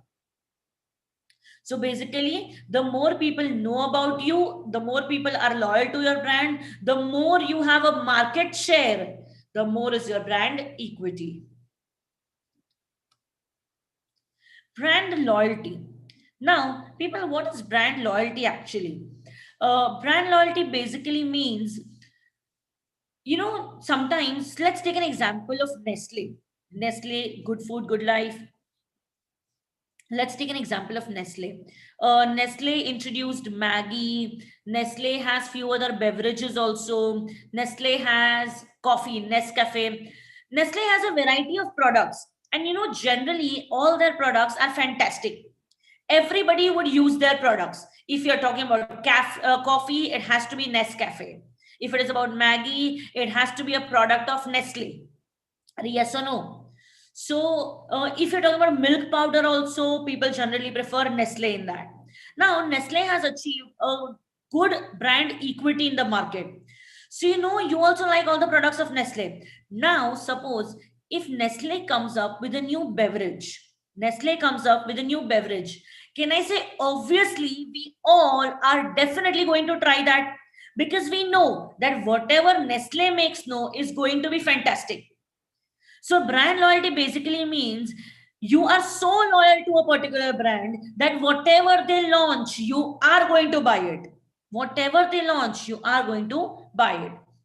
People have too much of brand loyalty towards Apple also, that all the products I use, whether it is a phone, whether it is a watch, whether it is a tablet, whether it is a laptop, whatever it is, I will use only of Apple. So whatever product Apple launches, you are going to buy. This is known as brand loyalty. Going further to conglomerate diversification. Now, what is conglomerate diversification actually, kids? Conglomerate diversification is nothing but, one company purchases the other only for the purpose of expansion. Generally, there is no relationship between the two businesses.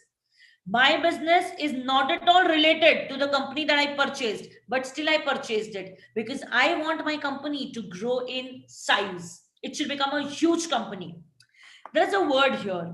Usually, little or no anticipated synergy with the acquired firm. People, synergy basically means relationship. So, generally, there is no relationship between the two businesses. Now, let's take an example here. Everybody knows Reliance Industries Limited. Are yes or no? Reliance Industries Limited, can I say the major business of Reliance is petrochemicals? That is how it started.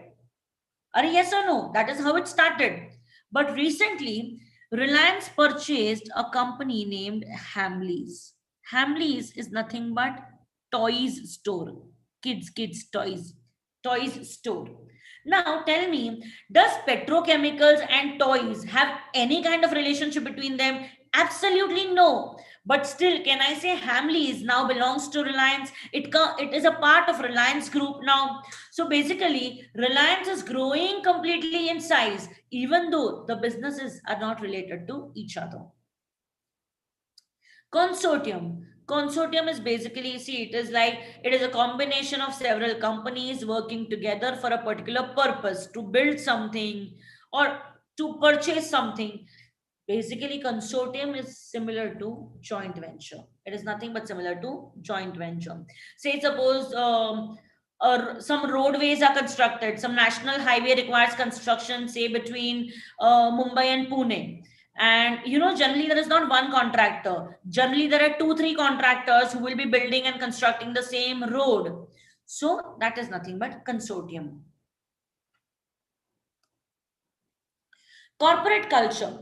Corporate culture is nothing but the values of a company, the principles of a company, the way in which the company is operating, how coordinatingly the employees work with each other, how much of unity is there between them, how motivating is the employer, how positive is the environment of the office. All this forms a part of your corporate culture. Now, what is cross selling? Cross selling is nothing but when the seller sells related products to you, when the seller sells related products to you based on your past purchases. They actually analyze the history of your purchase and then sell related products to you. Everybody does online shopping. I think all of you do online shopping. Generally, if you would have seen, Amazon follows cross selling, or rather any online portal. I'll just take an example of Amazon. It follows cross selling. If you have purchased, say, a new laptop through Amazon, so after a few days, if there is a good sale, then they will keep flashing notifications to you that related to your app, related to your laptop, there is a new laptop cover which has come in, or a mouse, or an extra attached mouse that has come in, or headphones if you want to use. So they sell related products to you. So whenever a company sells related products to you, it is known as cross selling. Going further, customer demand. What is a customer demand? Customer demand is nothing but you want a specific product. There is a specific product which you've really liked. You want a specific product, and you also have the ability and willingness to pay for it. You also have an ability and willingness to pay for it. Say, for example, your father tells you that if you clear your foundation exam, in the first attempt, I will buy you a phone in the range of 50 to 60,000. If you clear foundation in the first attempt, I will buy you a phone in the range of 50 to 60,000. Okay, so by the time your result will come, say for example, Samsung S20, which is a new phone launch, Samsung S20 is going to come around that range only at that time during your result. And you really like that phone. It is absolutely in your budget also, and you really like the features and everything of that phone. So today, if your result comes, you pass. Can I say your father is going to buy you that phone? Firstly, you have liked the product, you have a want for that product, and also you have the ability and willingness to pay for it. You are ready to pay for it. So that is known as customer demand. Customer loyalty. Kids, a few minutes ago, we did a term called brand loyalty. What does brand loyalty mean? You are so loyal to a brand that whatever that brand launches, you are going to purchase.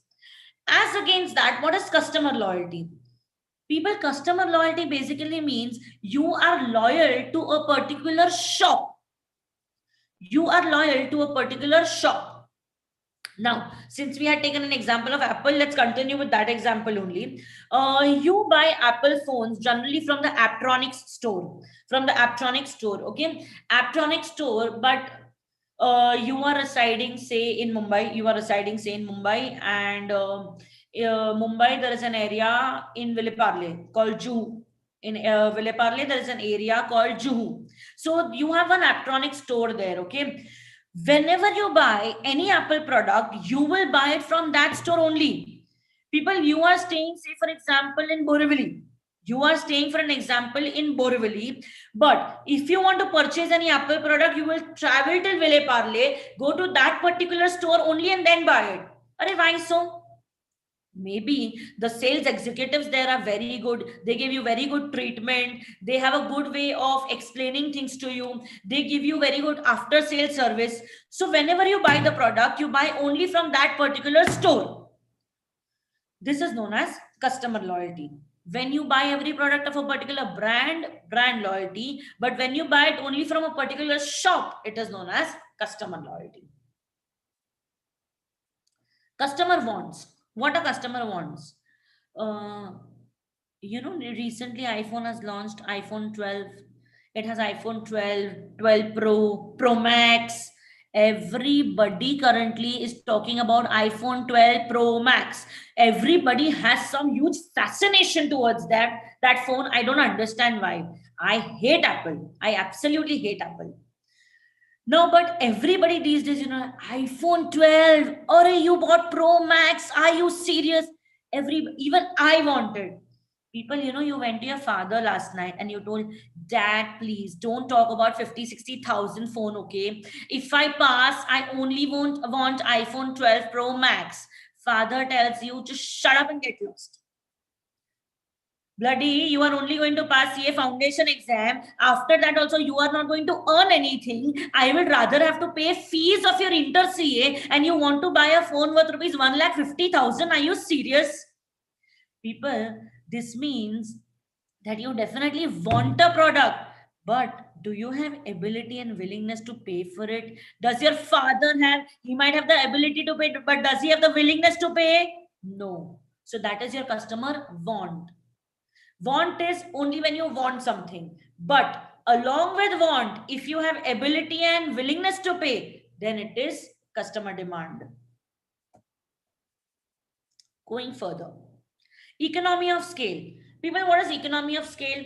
Economy of scale basically means you are reducing the fixed costs by increasing the production. You are reducing the fixed cost by increasing the production. People, what is variable cost? Can I say the cost which is applicable to per unit? Now, tell me, the more you produce, can I say the variable cost will keep on increasing?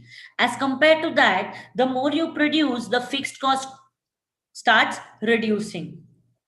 Because, see, if I produce 5 units also, the rent of my factory is going to be 1 lakh. If I produce 50,000 units also, the rent of my factory is going to remain 1 lakh.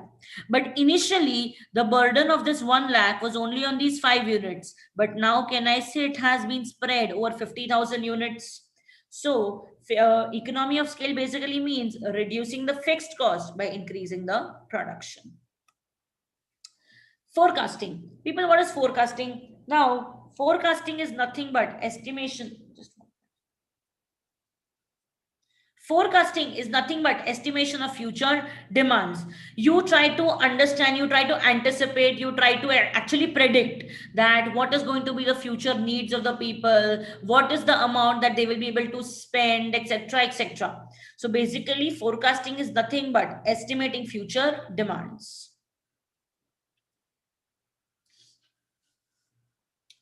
Going further, fast moving consumer goods. What are FMCG products? What are FMCG goods? FMCG goods are nothing but the goods of our day-to-day use. The soap, the toothpaste, the hair oil, the ketchup, the Lays, the potato chips, and things like that. These are basically randomly, we might be having on day-to-day basis. The small chocolates, dairy milk. Generally, these are day-to-day products. So these products are not very expensive products. So what are FMCG goods? Basically, the products of day-to-day use, which are sold in huge volumes, but at a low price. Huge volumes at a low price. Innovators. Now, this is a very new term. You know, when you read the word innovators, if I ask you without the definition, if I ask you who are innovators, everybody will have a common answer. Ma'am, innovators are the people who innovate, who invent new products. But they don't make it so simple. They tell you, the ICAI tells you what you think we don't like, what you think we don't like, and what you think we don't think. So, who are innovators actually? Innovators are those people who first use the new products, who are the first category of people who use the latest products.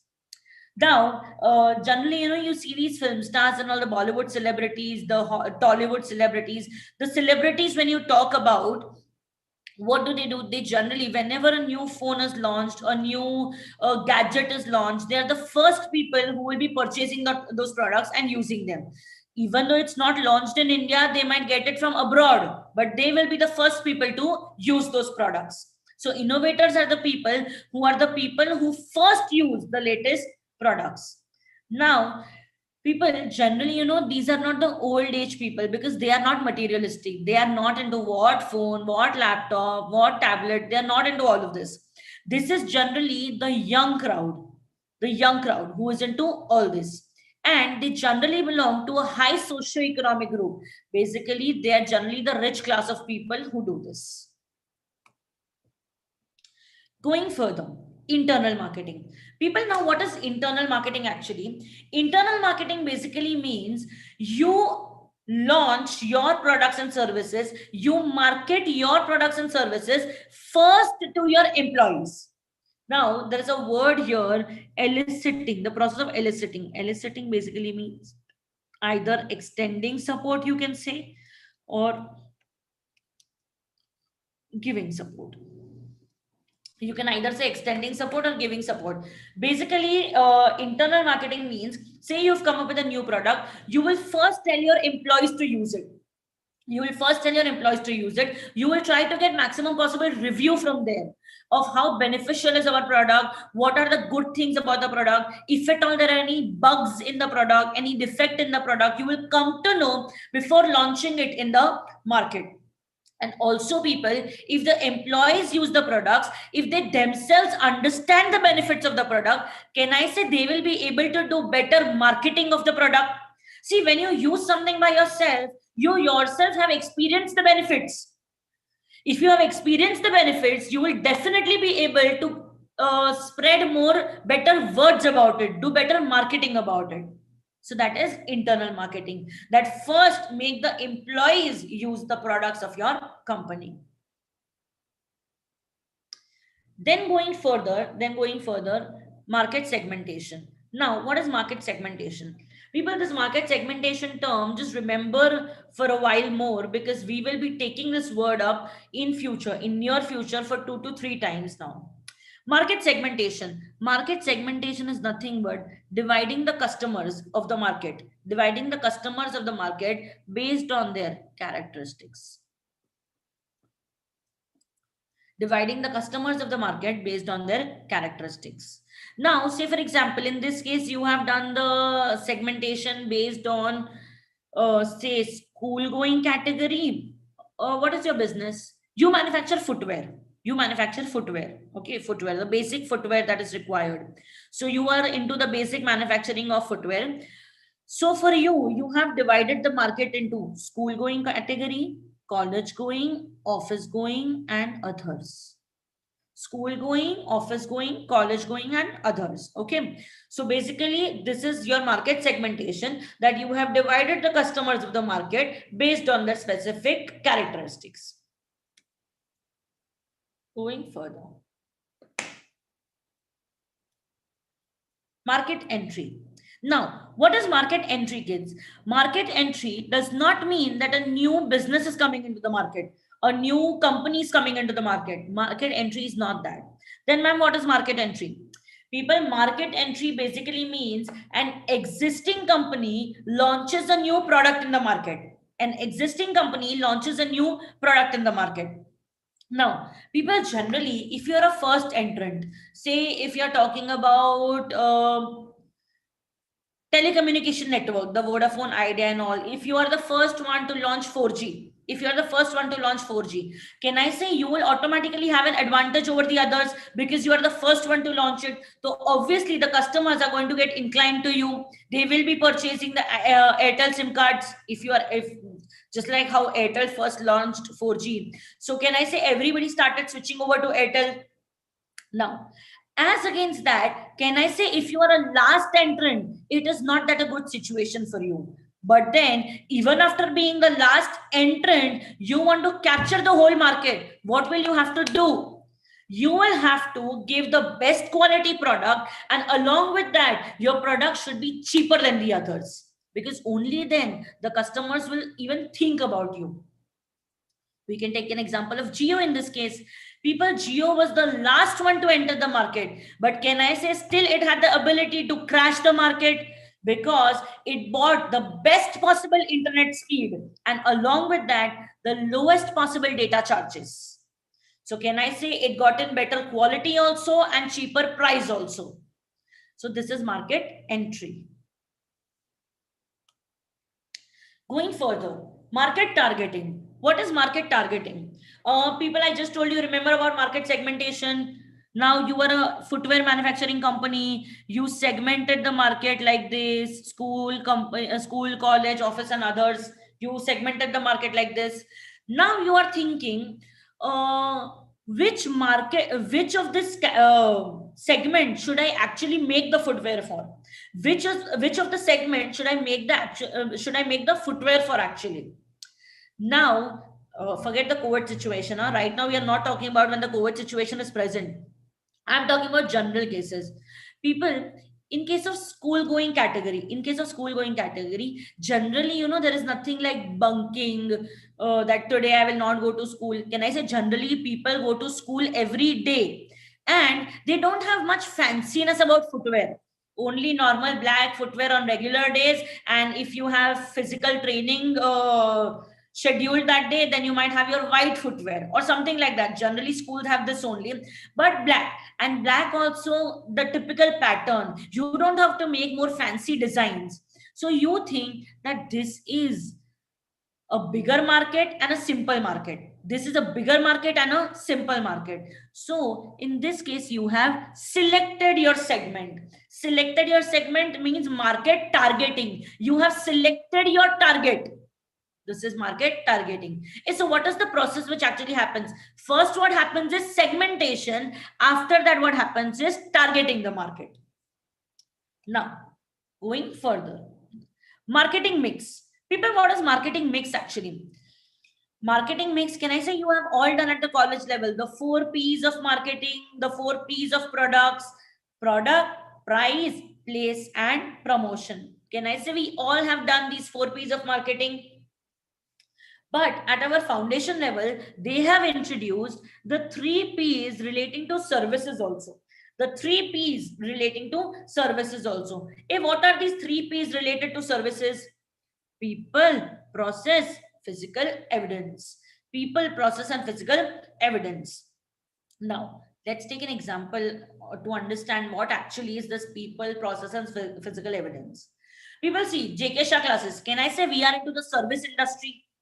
Obviously, we are providing you teaching services. So we are into the service industry. So all of you people who take admission with us, we will call you people. So you all are people for us. Process means the method in which we teach. Process means the method in which we teach. What is physical evidence? What is the proof of our success? What is the proof of our process? Then the results that we put up for you. That we have so many rankers, etc., etc. We are the rankers factory. All of that is nothing but the physical evidence, the proof of how good our services are. So these are the 3 P's of services: people, process, and physical evidence. Going further, what is merger? Merger is basically when 2 or more companies come together and expand their business. When 2 or more companies come together and expand their business. Now, I would just want to stop here and I would want to tell you something. Just a second.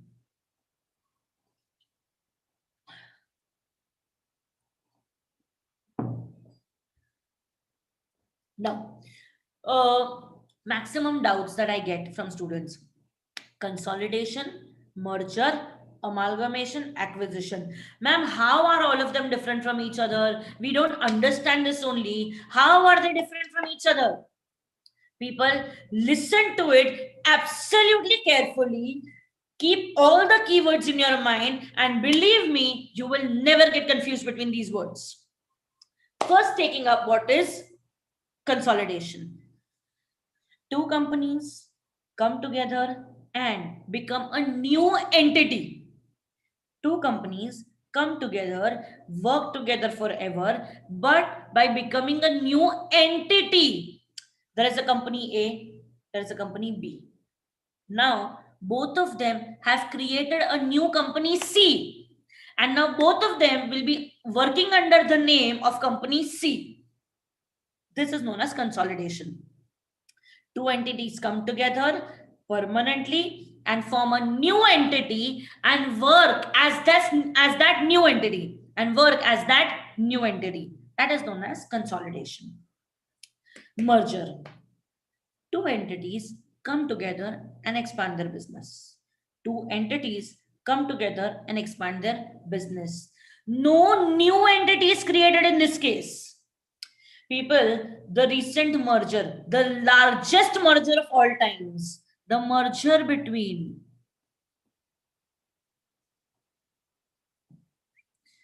the VI, the merger between the Vodafone and Idea. People, there was Vodafone, then Idea, they merged, and now they are Vodafone Idea.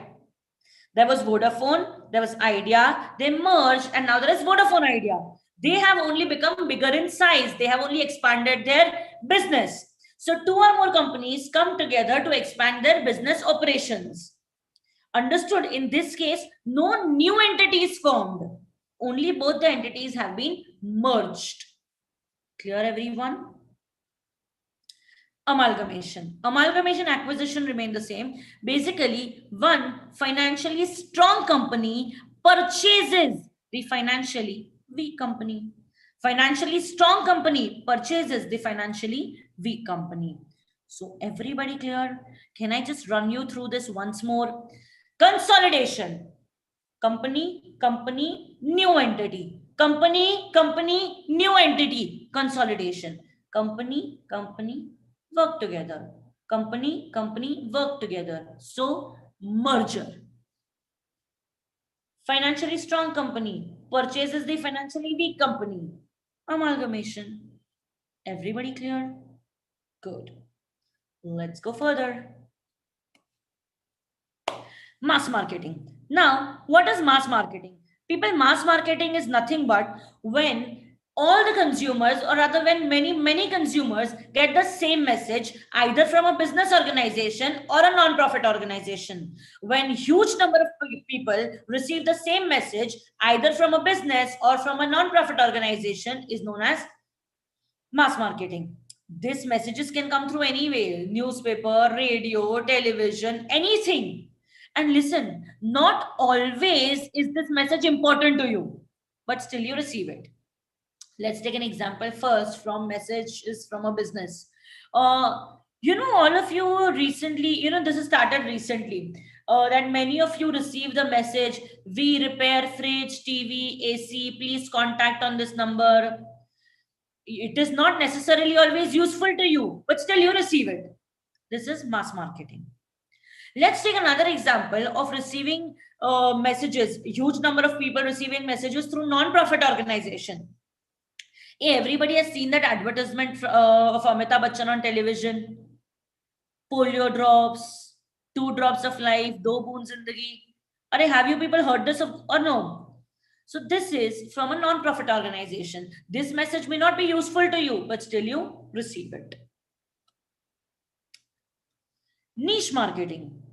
People, what is niche marketing?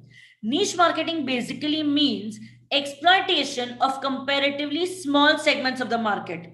People, exploitation means what? Exploitation here means taking maximum advantage. What is exploitation? Exploitation is nothing but taking maximum advantage. Now, what does niche marketing actually mean? In India, suppose we talk about people, the eating habits of people.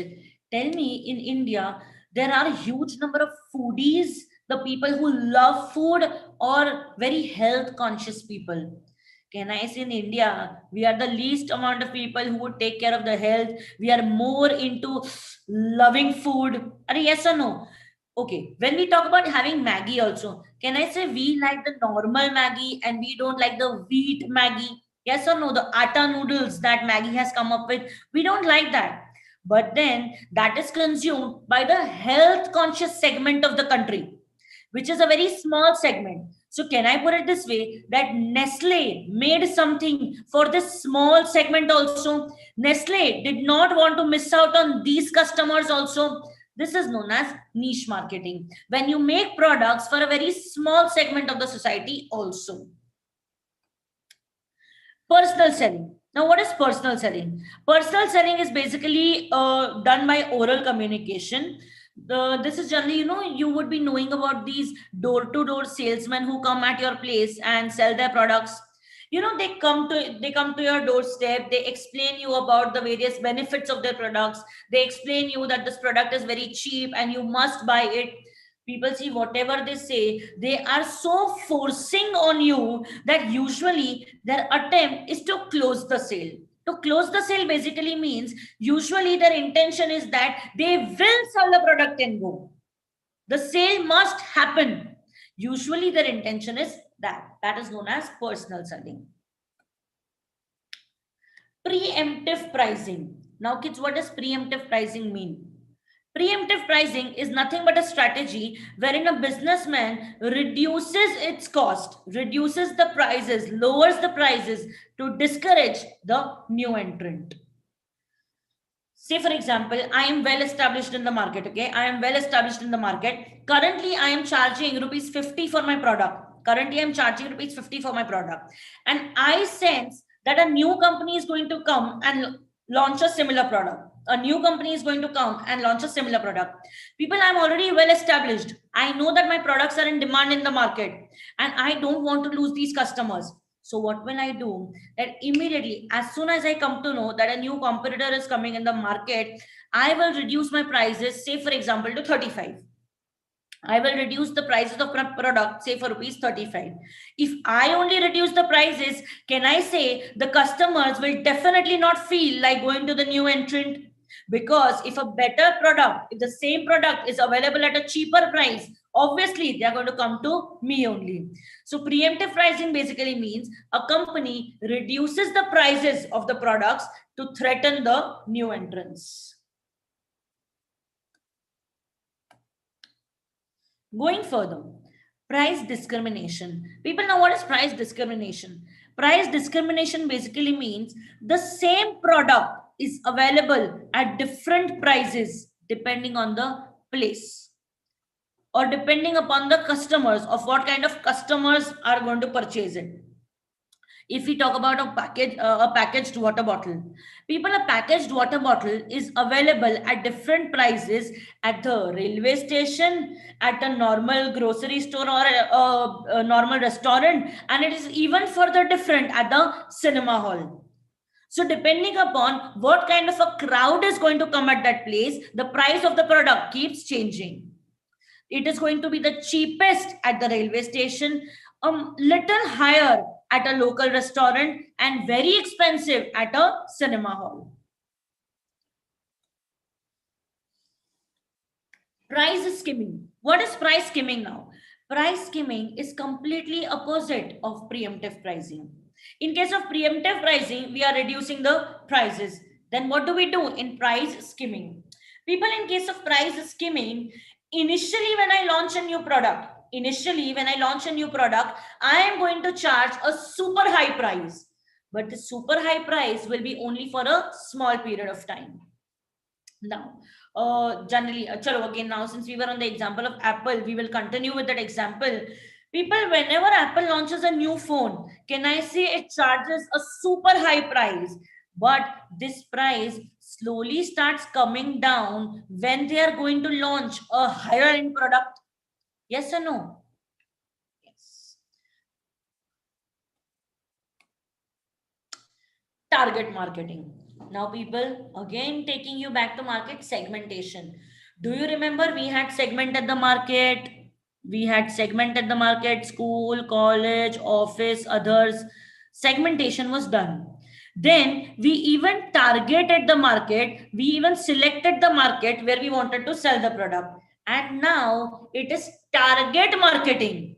That means after selecting the target, now we will start marketing for them. Clear, everyone? Did you understand the sequence? First happens the segmentation, then you will target the market, and then finally you will do marketing for that target. Clear, everyone? Okay. Oh, sorry. Unique selling proposition, the last terminology of your marketing. USP, unique selling proposition. What does unique selling proposition mean? The unique element, the consumer benefit which is present in your product is not there in any other products. The unique element, the customer benefit which is there in your product is not there in any other product. You would have seen the advertisement by Colgate. Do you have salt in your toothpaste? Have you heard about that? Yes or no? So Colgate is trying to say that this is a unique element. This is the customer benefit which is there in our product, is not there in any other products. That is USP for you. All right. I hope everybody is clear with all the marketing terminologies. We have tried maximum attempt to simplify it for you and give you examples for you to relate to the terms easily.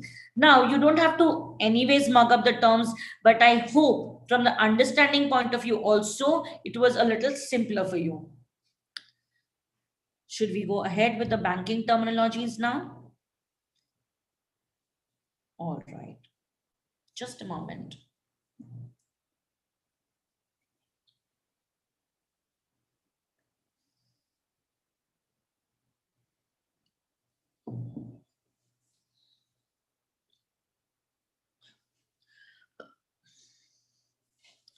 All right. Now, sure, everyone. We begin with your banking terminologies. Not many of them to do, few of them, easy also. Only two or three terms might be there, which might be a little difficult, but otherwise, banking terminologies are pretty easy, also pretty relatable, also. Let us begin with them.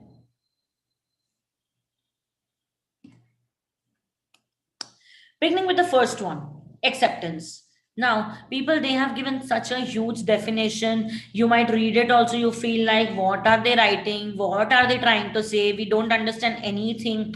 People, you know what? In such a big definition, what have they actually said is, whenever you put a signature on an agreement, means you have accepted the terms and conditions.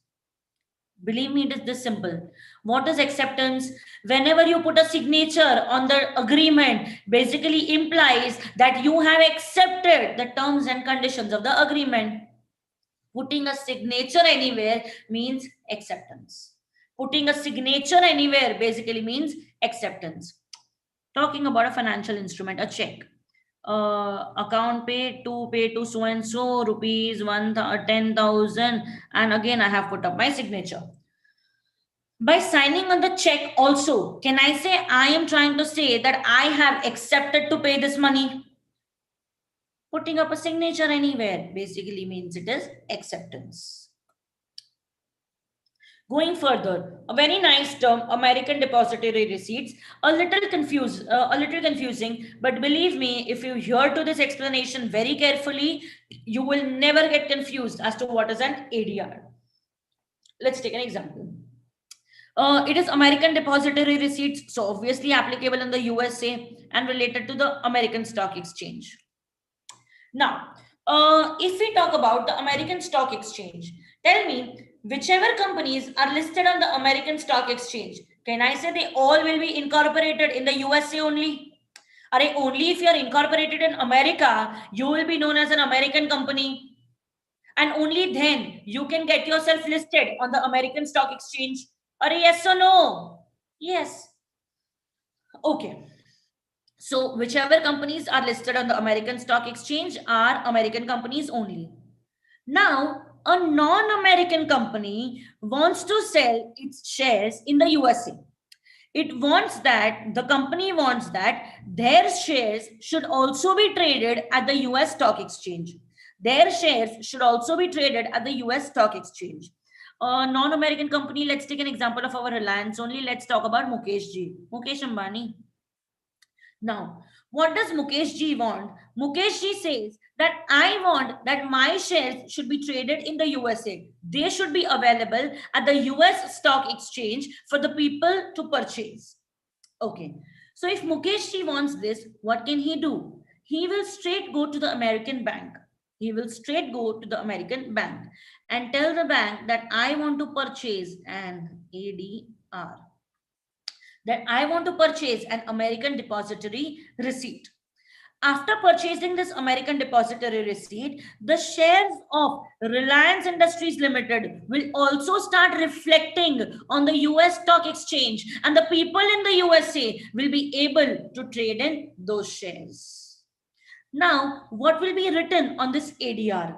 On this ADR, they will be mentioning the number of shares that Reliance Industries has decided to issue in the USA. The number of shares the Reliance Industries have decided to issue in the USA and the amount per share, whatever dollars, the amount per share. Clear, everyone? So what is ADR actually? American Depository Receipt. Okay, if a non-American company wants to get listed on the US Stock Exchange, it cannot get listed basically, but if a non-American company wants that their shares should also be reflecting on the US Stock Exchange, their shares should also be traded at the US Stock Exchange, then the non-American company will go to the American bank. From the bank, they will purchase the American Depository Receipt. Once they purchase the ADR, their shares will start reflecting on the US Stock Exchange, and the people in the USA will be easily able to trade in those shares. What will be written on the ADR? The number of shares that have been issued there and the price per share. I hope everyone is absolutely clear with what are ADRs. What do they further say? Similar mechanisms exist in different other countries also. In the same manner, we have IDR, Indian Depository Receipts. Now let's take an example. Say if Apple wants that Apple's shares should be traded in India, it cannot get directly listed on our BSE or NSE. What will they have to do? They will have to purchase IDR. Through the IDR, Apple's shares will be visible on our stock exchange, and accordingly, we will be able to trade on it. Clear? Let's go further. Balance transfer, a very simple term. People, what is balance transfer? When you transfer the balance from your one account to your another account. If you have two accounts in two different banks, you transfer amount from your one account to your another account. Now, this is a second part of the definition also. This has two definitions. One I already gave you and one I will tell you now. You take one loan to repay the previous loan. Basically, you had already taken a loan of rupees 5 lakh from the bank, out of which 4 lakhs have already been repaid. Now you want to pay off that 1 lakh also as soon as possible. So what do? You take another loan to pay off the previous loan. That is also known as balance transfer. People, now there's another loan. You take another loan to repay the previous loan. Another loan does not necessarily mean that you take a loan from the bank. You may borrow that money from your friend also, something which is interest free. Otherwise, so it is not beneficial to you only. You take some short term help from your friend and you pay off this loan. This is basically balance transfer.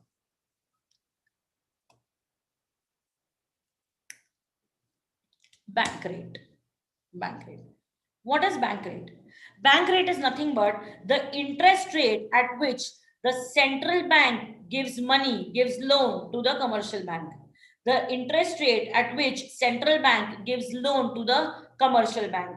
And the commercial bank will have to give some assets as security to the RBI, the central bank. Okay, now please listen to it very carefully. It is a little confusing with another term that we will be doing soon.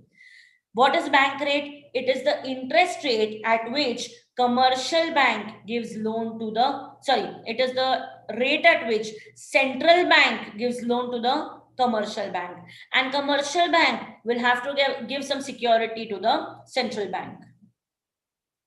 Commercial bank will have to give some security to the central bank. It is also known as the discount rate. It is also known as the discount rate. Now, we will leave that definition here only because I want to explain it further and much better with the next term that we will be covering up at a later stage.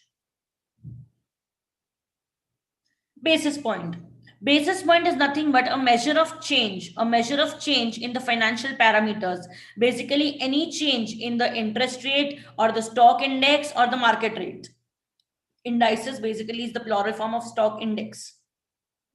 Now, basically, any change in the interest rate or stock indices or market rate is known as basis point. Now, in simple, what are they trying to say is, if we take an example of interest rate first, whatever thing we talk in the form of percentage, the bank talks of it in the terms of points. Whatever, if we say the interest rate has changed by 1%, the bank will say that the interest rate has changed by 100 basis points. Clear, everybody? What if we say that the stock market today increased by 5%?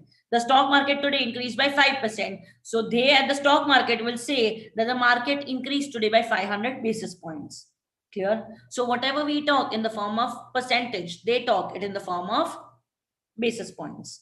Now, I'll just give you one equation here with which you will be able to solve your sums very easily. Always just remember 1% equals to 100 basis point. 1% equals to 100 basis point. Now, if I tell you, then accordingly, what is 2.5%? Then you will do cross multiplication and you will find out that 200% basically means 250 basis point. 2.5% basically means 250 basis point. So this is how you will do your calculation, by remembering and by considering that 1% is 100 basis points. 1% is 100 basis points. Going further, what is bridge financing?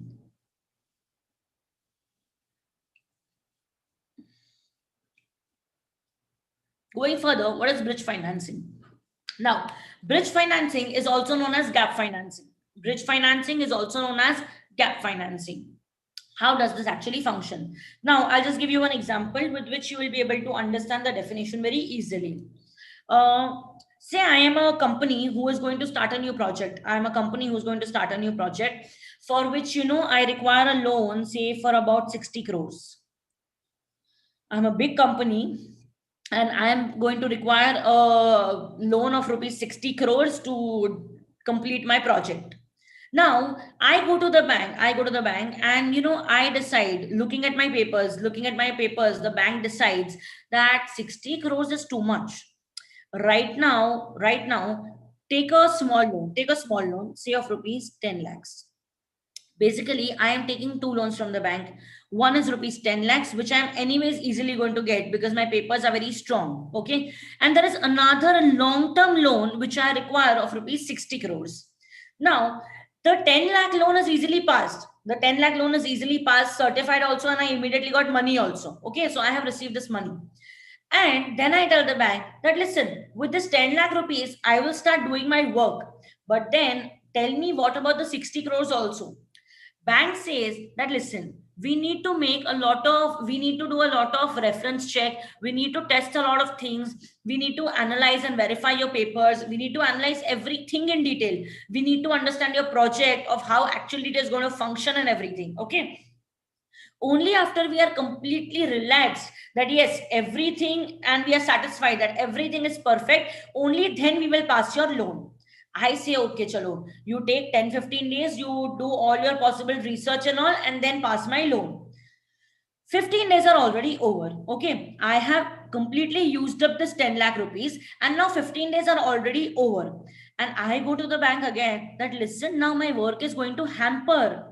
Tell I cannot wait anymore. Tell me, are you going to provide me the loan of 60 crores or no? So bank says, yes, we are definitely going to provide you with the loan. Just some basic formalities are left, and then we will give you the loan. We are satisfied completely, and then we will give you the loan. We will just need 2 more days. Now I say that I don't have any money to survive for 2 days also. If I don't get money right now, my work will stop, completely stop. So bank says, do one thing, keep this 2 lakh rupees. Bank says, do one thing, keep this 2 lakh rupees, continue your work for 2 days, and in 2 days you will definitely get the loan of 60 crores. So I say, okay, chalo, at least my work will continue. There will be no break in my work. My work will at least continue. So this 2 lakh rupees I have only got as a buffer till I get this loan of rupees 60 crores.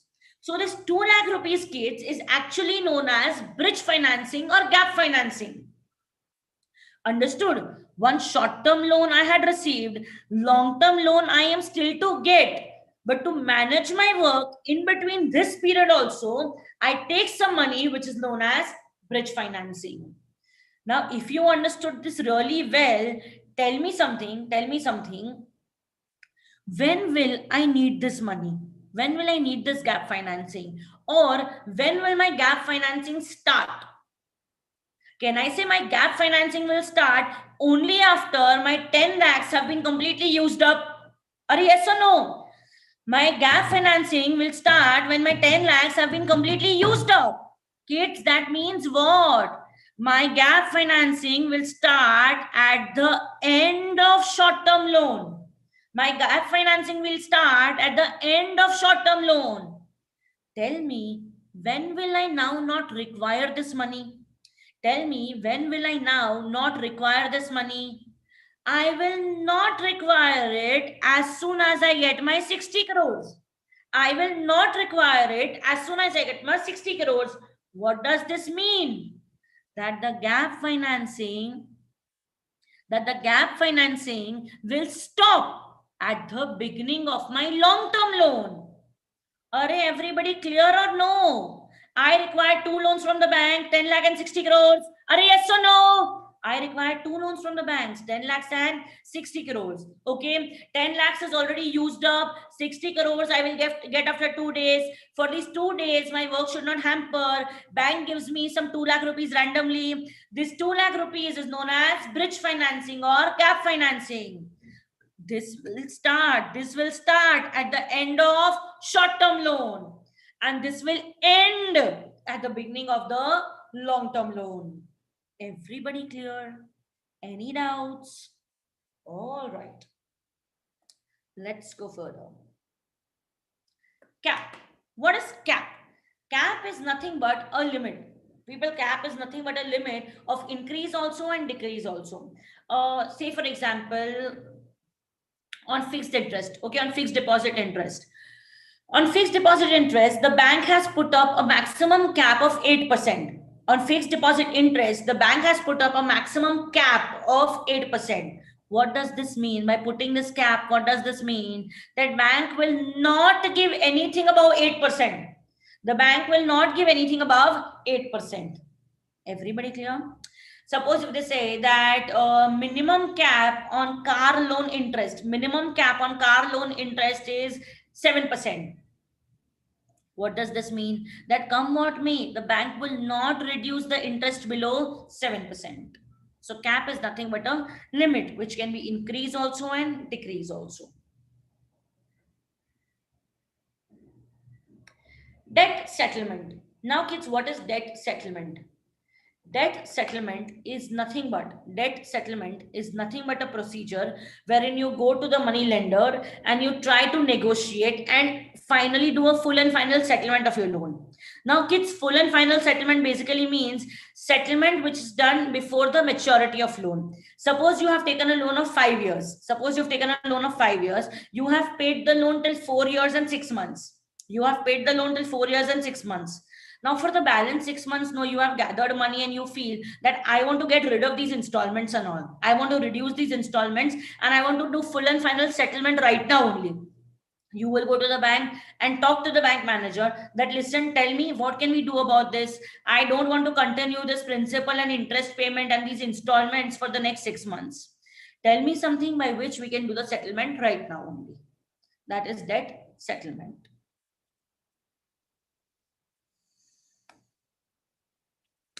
Debt repayment. Kids, what is debt repayment now? Debt repayment is nothing but complete repayment of the loan, which includes principal as well as interest. Complete repayment of the loan, which includes interest as well as principal. Now, earnest money deposit.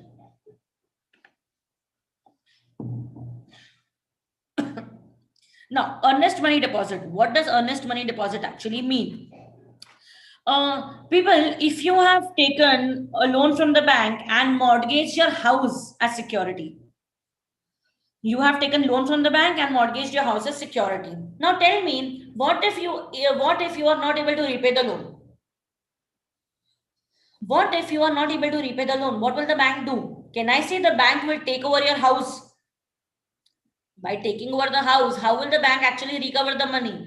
Can I say the bank will put an auction of your house? The bank will put your house for an auction. Now, the bank, the bank does not have too much time as to just keep giving notices that so and so on so and so date the auction will be conducted. What if nobody actually turns up for the auction? Can I say this will be waste of time? Now, what does the bank actually do? The bank tells you, the bank puts up a notice that so and so house will be auctioned. So and so house will be auctioned. After that, whoever are the interested buyers, they will approach the bank and give some amount as earnest money deposit. This earnest money deposit is nothing but an assurity deposit that on a particular day of auction, we all will definitely come for the auction.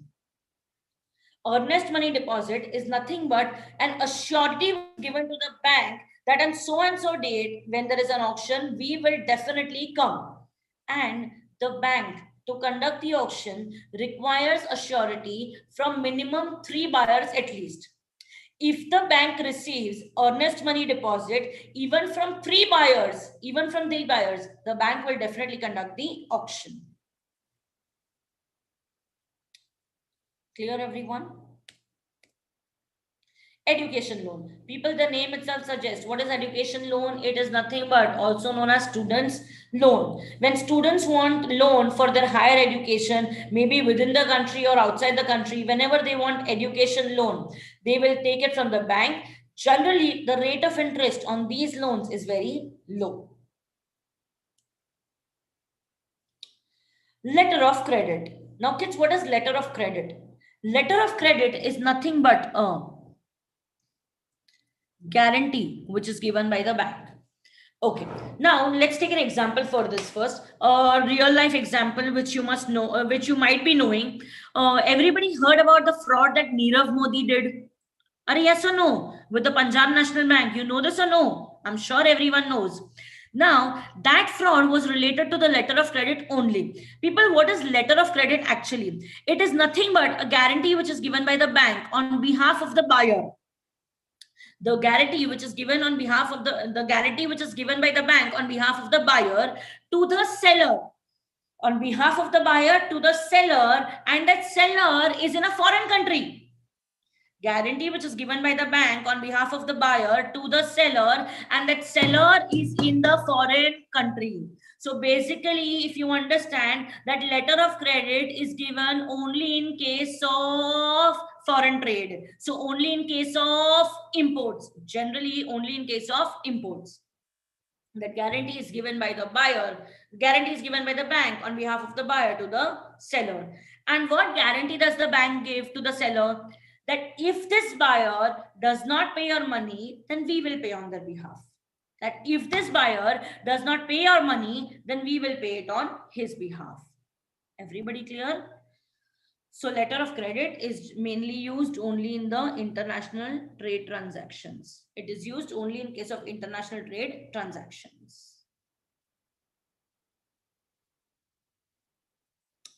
Going further, market value. What is market value now? People, market value in simple is nothing but equilibrium price. Market value is nothing but equilibrium price. A price at which the customers want to purchase and the price at which the manufacturer or the seller wants to sell. When both the prices meet, when they reach an equilibrium point, it is known as market value. Repo rate. People, what is repo rate? Now, repo rate is nothing but a rate at which if the commercial bank wants, if the commercial bank wants, they can purchase money from the RBI. Sorry. I just read a wrong word, repurchaser, and I said purchase. Sorry. Come again. What is repo rate? Repo rate is basically when commercial banks need to borrow money, short-term loans. Basically, when commercial banks want short-term loans, they will go to the RBI. When the commercial banks want short-term loans, they will go to the RBI. RBI will give them a loan. And charge some rate of interest on that. RBI will give them a loan and charge some rate of interest on that. And that rate of interest is known as repo rate. And that rate of interest is known as repo rate. And repo rate is basically a short form of repurchase rate. Repo rate is basically a short form of repurchase rate. Okay, and what did I tell you? That whenever commercial banks want a short-term loan, they will go to RBI. So the short-term, that period is majorly 2 weeks. That short-term period is majorly 2 weeks. Now is it when I want your attention. People, a while ago, we did a term called bank rate. In bank rate also, what did I tell you? When commercial banks want loan, they will go to the RBI.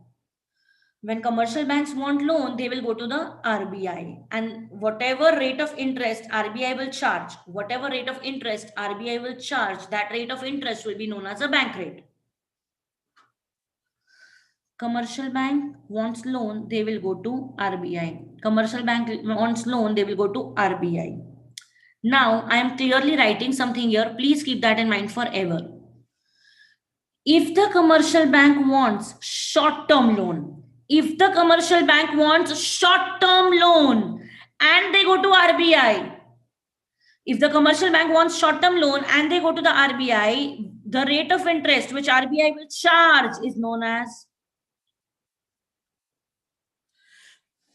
If the commercial banks want short-term loan and they go to the RBI, and whatever rate of interest RBI will charge from them is known as a repo rate. Whenever commercial banks want long-term loan, plus they give asset as security. Whenever commercial banks want long-term loan and they give asset as security, on that whatever RBI will charge, it is known as bank rate. Everybody clear? I hope you don't get confused in this ever now. Whenever commercial banks want short-term loan, they go to the RBI. On that, RBI charges interest. That rate of interest is known as repo rate. Whenever commercial banks want long-term loan, they give asset as security. On that, whatever rate of interest RBI charges is known as the bank rate. I hope everyone is clear and there are no further doubts relating to bank rate and repo rate. Reverse repo rate. Reverse repo rate, basically what does it mean? Whenever commercial banks have extra money, whenever they have surplus money, they will give the surplus money as deposit to the RBI. Whenever they have surplus money, they will give this as deposit to the RBI. Now on deposits, RBI will have to pay some rate of interest. On deposits, RBI will have to pay some rate of interest. That rate of interest is known as reverse repo rate. Clear, everybody? So whenever surplus funds are deposited with the RBI pays some interest, and that rate of interest is known as the reverse repo rate. Going further, syndicated loan. Now, kids, what is syndicated loan? Syndicated loan basically means, hey, everybody knows this person.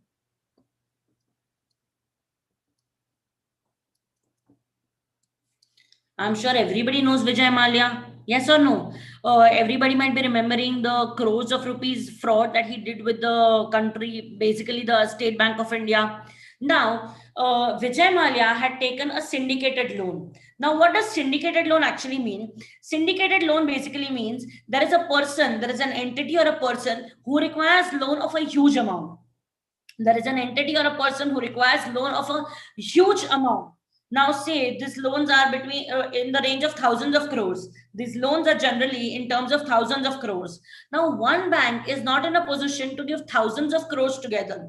So what they do is they enter into syndicated loan.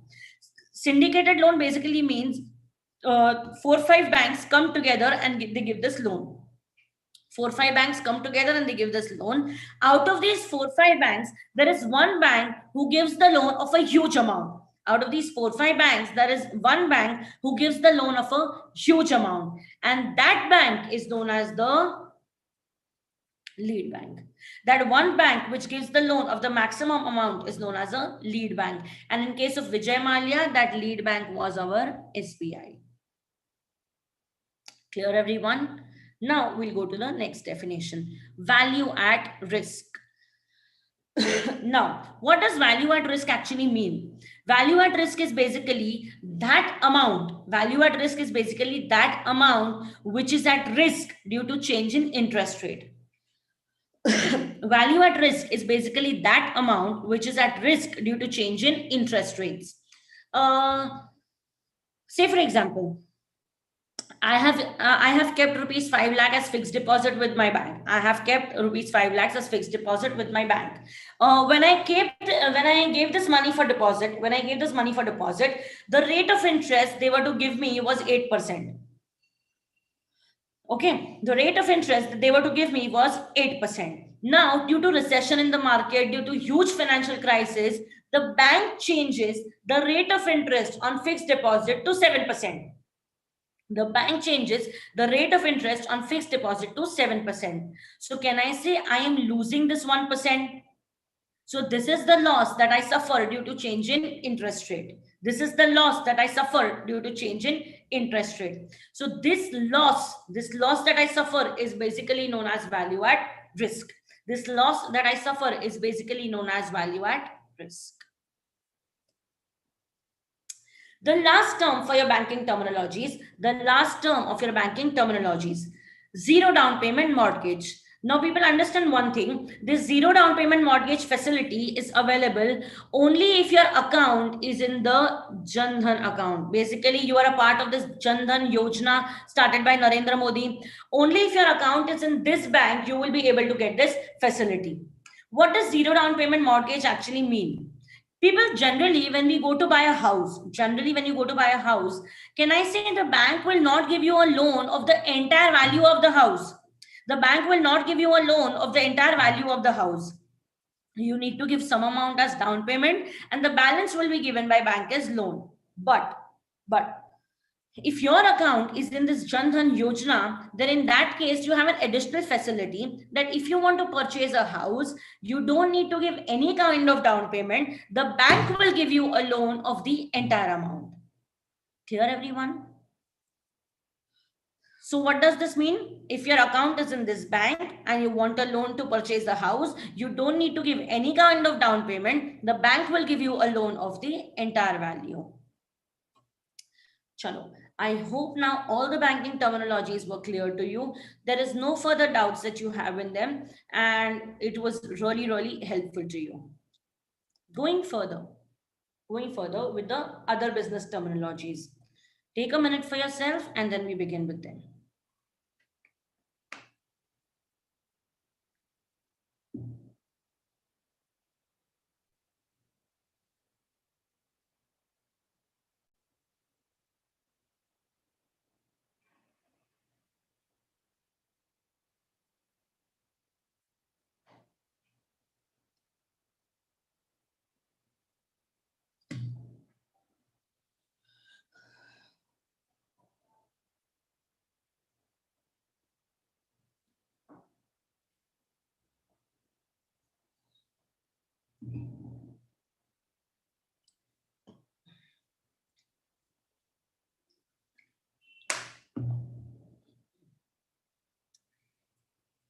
All right. We begin with your other terminologies, only a few of them, and then you will be done for the session. Now, let us begin with your other terminologies. Now, acquisition. Kids, we already did what is acquisition. Are yes or no? We've already done what is acquisition. Acquisition, same as amalgamation. A financially sound company takes over or purchases the financially weak company. Bankruptcy. Now, what is bankruptcy? Bankruptcy is nothing but economic insolvency of a person. Bankruptcy is nothing but economic insolvency of a person. Now, here you will be reading a word that wherein the a person's asset are liquidated to pay off all the liabilities with the help of a bankruptcy trustee or of a court of law. Now, I want you to understand who is a bankruptcy trustee actually. You know, in law also you would have read the words like official receiver or official assignee. People now, official receiver, official assignee, or a bankruptcy trustee. All of them basically do the same thing. It's just different names for the same person. Now, who is a bankruptcy trustee?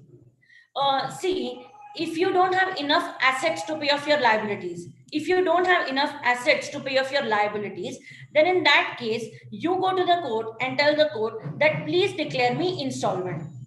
You go to the court and tell them that please declare me insolvent. Just a second. Just a second, kids. There's something wrong.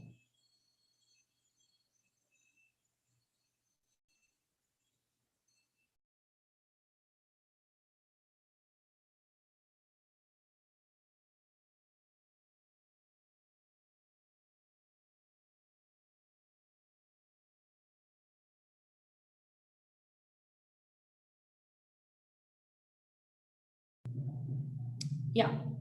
Now, basically, when you don't have enough money to pay off your liabilities, you will go to the court and tell the court that please declare me insolvent. Once you make this appeal to the court will appoint either a bankruptcy trustee or official assignee or an official receiver. Now, what will that person do? He will take over your leftover assets. He will take over your leftover assets, sell the assets, pay off the liabilities proportionately, and after this the court will will give a public notice of your name that from today so and so person has been declared insolvent. So basically the official receiver, he takes over your remaining assets, sells it off, and pays off your liabilities proportionately.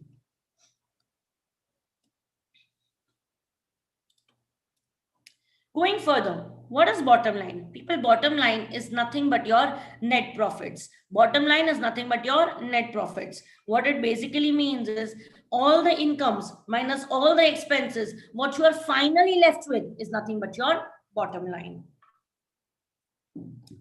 Logistics. People, now what are logistics? What is logistics actually? Logistics is nothing but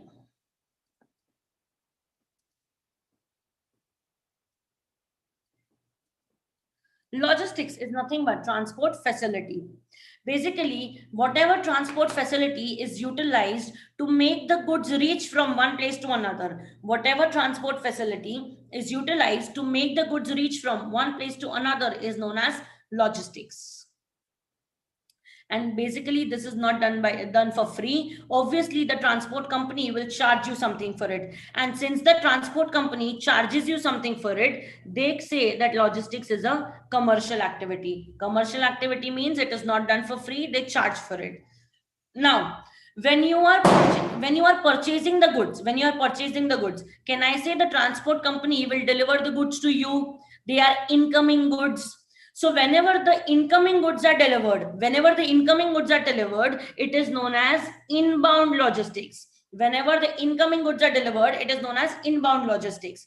And whenever you are selling the goods to somebody, when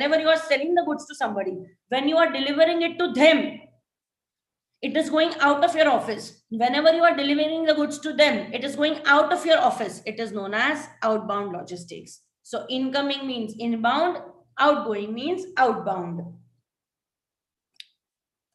Going further, corporate governance. People, what is corporate governance actually? Corporate governance is nothing but a method of overseeing the affairs of the company. Basically, you try to always keep an eye on the functioning of your office, whether everything is going fine or no, whether the management is working how they should be working, whether all the employees are working efficiently or no, whether the books of accounts are maintained properly or no, there is no chance of fraud, there is all the incomes are recorded, all the expenses are recorded. Basically, this is known as corporate governance. That is to have an overview, oversee the management of your company, whether everything is conducted ethically or no. Ethically and obviously as per the guidance of the law. Only then it is being said that your company is working in a fine manner. Now, who does this job of corporate governance? Who does this job of corporate governance? It can be the board of directors who can oversee the functioning of the company. It can be the auditors. See, when the auditors come to inspect your books of accounts, basically what do they see? Whether you have recorded everything properly or no, whether the functioning of your company is proper or no. Everybody clear? So what is corporate governance? Nothing but to oversee of how the company is working and always keep a check on the functioning of your company. Going further, mission. People, what does mission statement actually mean? Mission statement typically is focusing on who we are and what we do.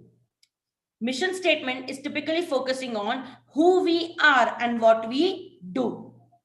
Basically, whenever you set up your present objectives, whenever you decide what you want to do today, which market you want to target today, what products you want to sell in the market today, what is the demand for your product, what should be the pricing of your product, whenever you decide your present goals, present objectives, what you are today is known as your mission statement. Basically, mission statement is nothing but knowing your present objectives. And where do you see yourself in present? Now, people, these two terms we have already done before: sustainable development and triple bottom line. This I taught you with your chapter number 1, and this we did with your chapter number 4. Chapter 1 and chapter 4. Now, still just revising it once. Triple bottom line and sustainable development, both are the same terms, but for two different entities. Both are the same terms, but for two different entities. Whenever you are talking about from the point of view of government, whenever you talk from the point of view of government is focusing more, and government is more interested in the overall development of the country.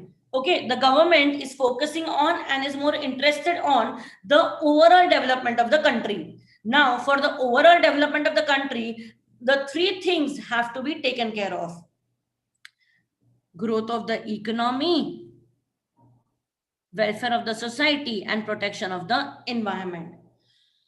Growth of the economy, welfare of the society, and protection of the environment. So basically, when the government takes care of all these three things, it is known as sustainable development. Everybody clear? So what is sustainable development? Whenever the government wants to achieve the overall development of the country, it needs to take care of three things: economy, society, and the environment. And when the government achieves all of them, it is known as sustainable development. Now, this same thing from the point of view of the company. If the business wants to grow, if the company wants to grow, it needs to take care of the 3 P's. If you remember, we did this with the objectives of business. We did this with the objectives of business. Okay, what did we do with the objectives of business? Whenever a businessman wants to grow, whenever a company wants to progress, the business has to take care of 3 things. The business has to take care of 3 things. What are those 3 things? People, profit, and planet. People, profit, and planet. If the businessman achieves all 3 of them, then it is said to have achieved triple bottom line. So when a country's overall development, we are talking about economy, society, environment, then it is sustainable development. When we are talking about the overall growth of a business, it needs to take care of the three P's: people, profit, and planet. And this together is known as triple bottom line. Going further, term insurance. What is term insurance? Term insurance is nothing but taking an insurance policy for a particular period and a particular purpose. If in that period that event will happen, then your claim will pass. If that event does not happen, you will get nothing back. You will not even get your premium back. That is term insurance. Say, for example, I took fire insurance of my office for a period of 2 years. Fire insurance of my office for a period of 2 years. Now, within these 2 years, the fire does not strike. There is no damage in my office. So I will not get back my premium. It is gone. Okay, it is my expense. But within this period, if the fire strikes, then my claim will definitely pass. Now, I had taken this insurance, say, for an amount of 5 lakhs. I had taken that insurance, say, for an amount of 5 lakhs. You know, when the fire struck, the actual damage in my office was actually only 2 lakhs. The actual damage in my office was actually only 2 lakhs. So they will pass my claim, kids, only of rupees 2 lakhs. I will not get entire 5 lakhs. Clear, everyone? I will get the claim only of 2 lakhs and not of entire 5 lakhs. So I will only get what is my actual loss. Now, there is a word called defrayal here. Defrayal basically means claim. So basically what they mean is I will not get the claim of entire amount. I will only get the claim of the amount of loss. Clear? And it will become zero upon expiration. Basically, once the 2-year period ends, this policy will also end. Next one. The second last term, turnaround. Now, what does turnaround actually mean? Turnaround basically means your company is into absolute financial crisis. Rather, your company was into absolute financial crisis. It was almost like the affairs of the company will close down. You are at the situation of winding up. But suddenly, you make strategic changes. The management has changed. They start working more effectively. They take certain measures due to which your company achieves financial recovery. You are in a downfall position and suddenly you take a U-turn. So this is basically known as turnaround, that you start making a financial recovery. When you had been performing extremely bad, now you are suddenly recovering. And the last term for the day and the last term for your chapter number 6, that is your vision statement. What does vision actually mean? Vision, see, what was mission? Mission means present objectives, where you want to see your company in present days. As against that, vision is where do you want to see your company in future. It is a roadmap for companies' future. So present objectives, mission, where you wish to see yourself in future is known as your mission. Sorry. When you want to see where you want to see your company in present is your mission, and where you want to see your company in future is your vision. Everybody clear? No doubts at all. Now, with this, your chapter number 6 comes to an end. Now, people, only these terms are important? No. All the terms in the book given are absolutely important, but what we have covered, as I told you, is important for your understanding, rather difficult for your understanding. So just one request, that whatever we have done here, the revision lecture was definitely for your, you can use that, but please don't forget to refer to the module once. Just have a quick glance to all the other terms also, which we have not covered here. That's all for the day, kids. Now you have your, I think, doubt solving session at 3:30. I will see you at 3:30 then. Hope the session was helpful to you.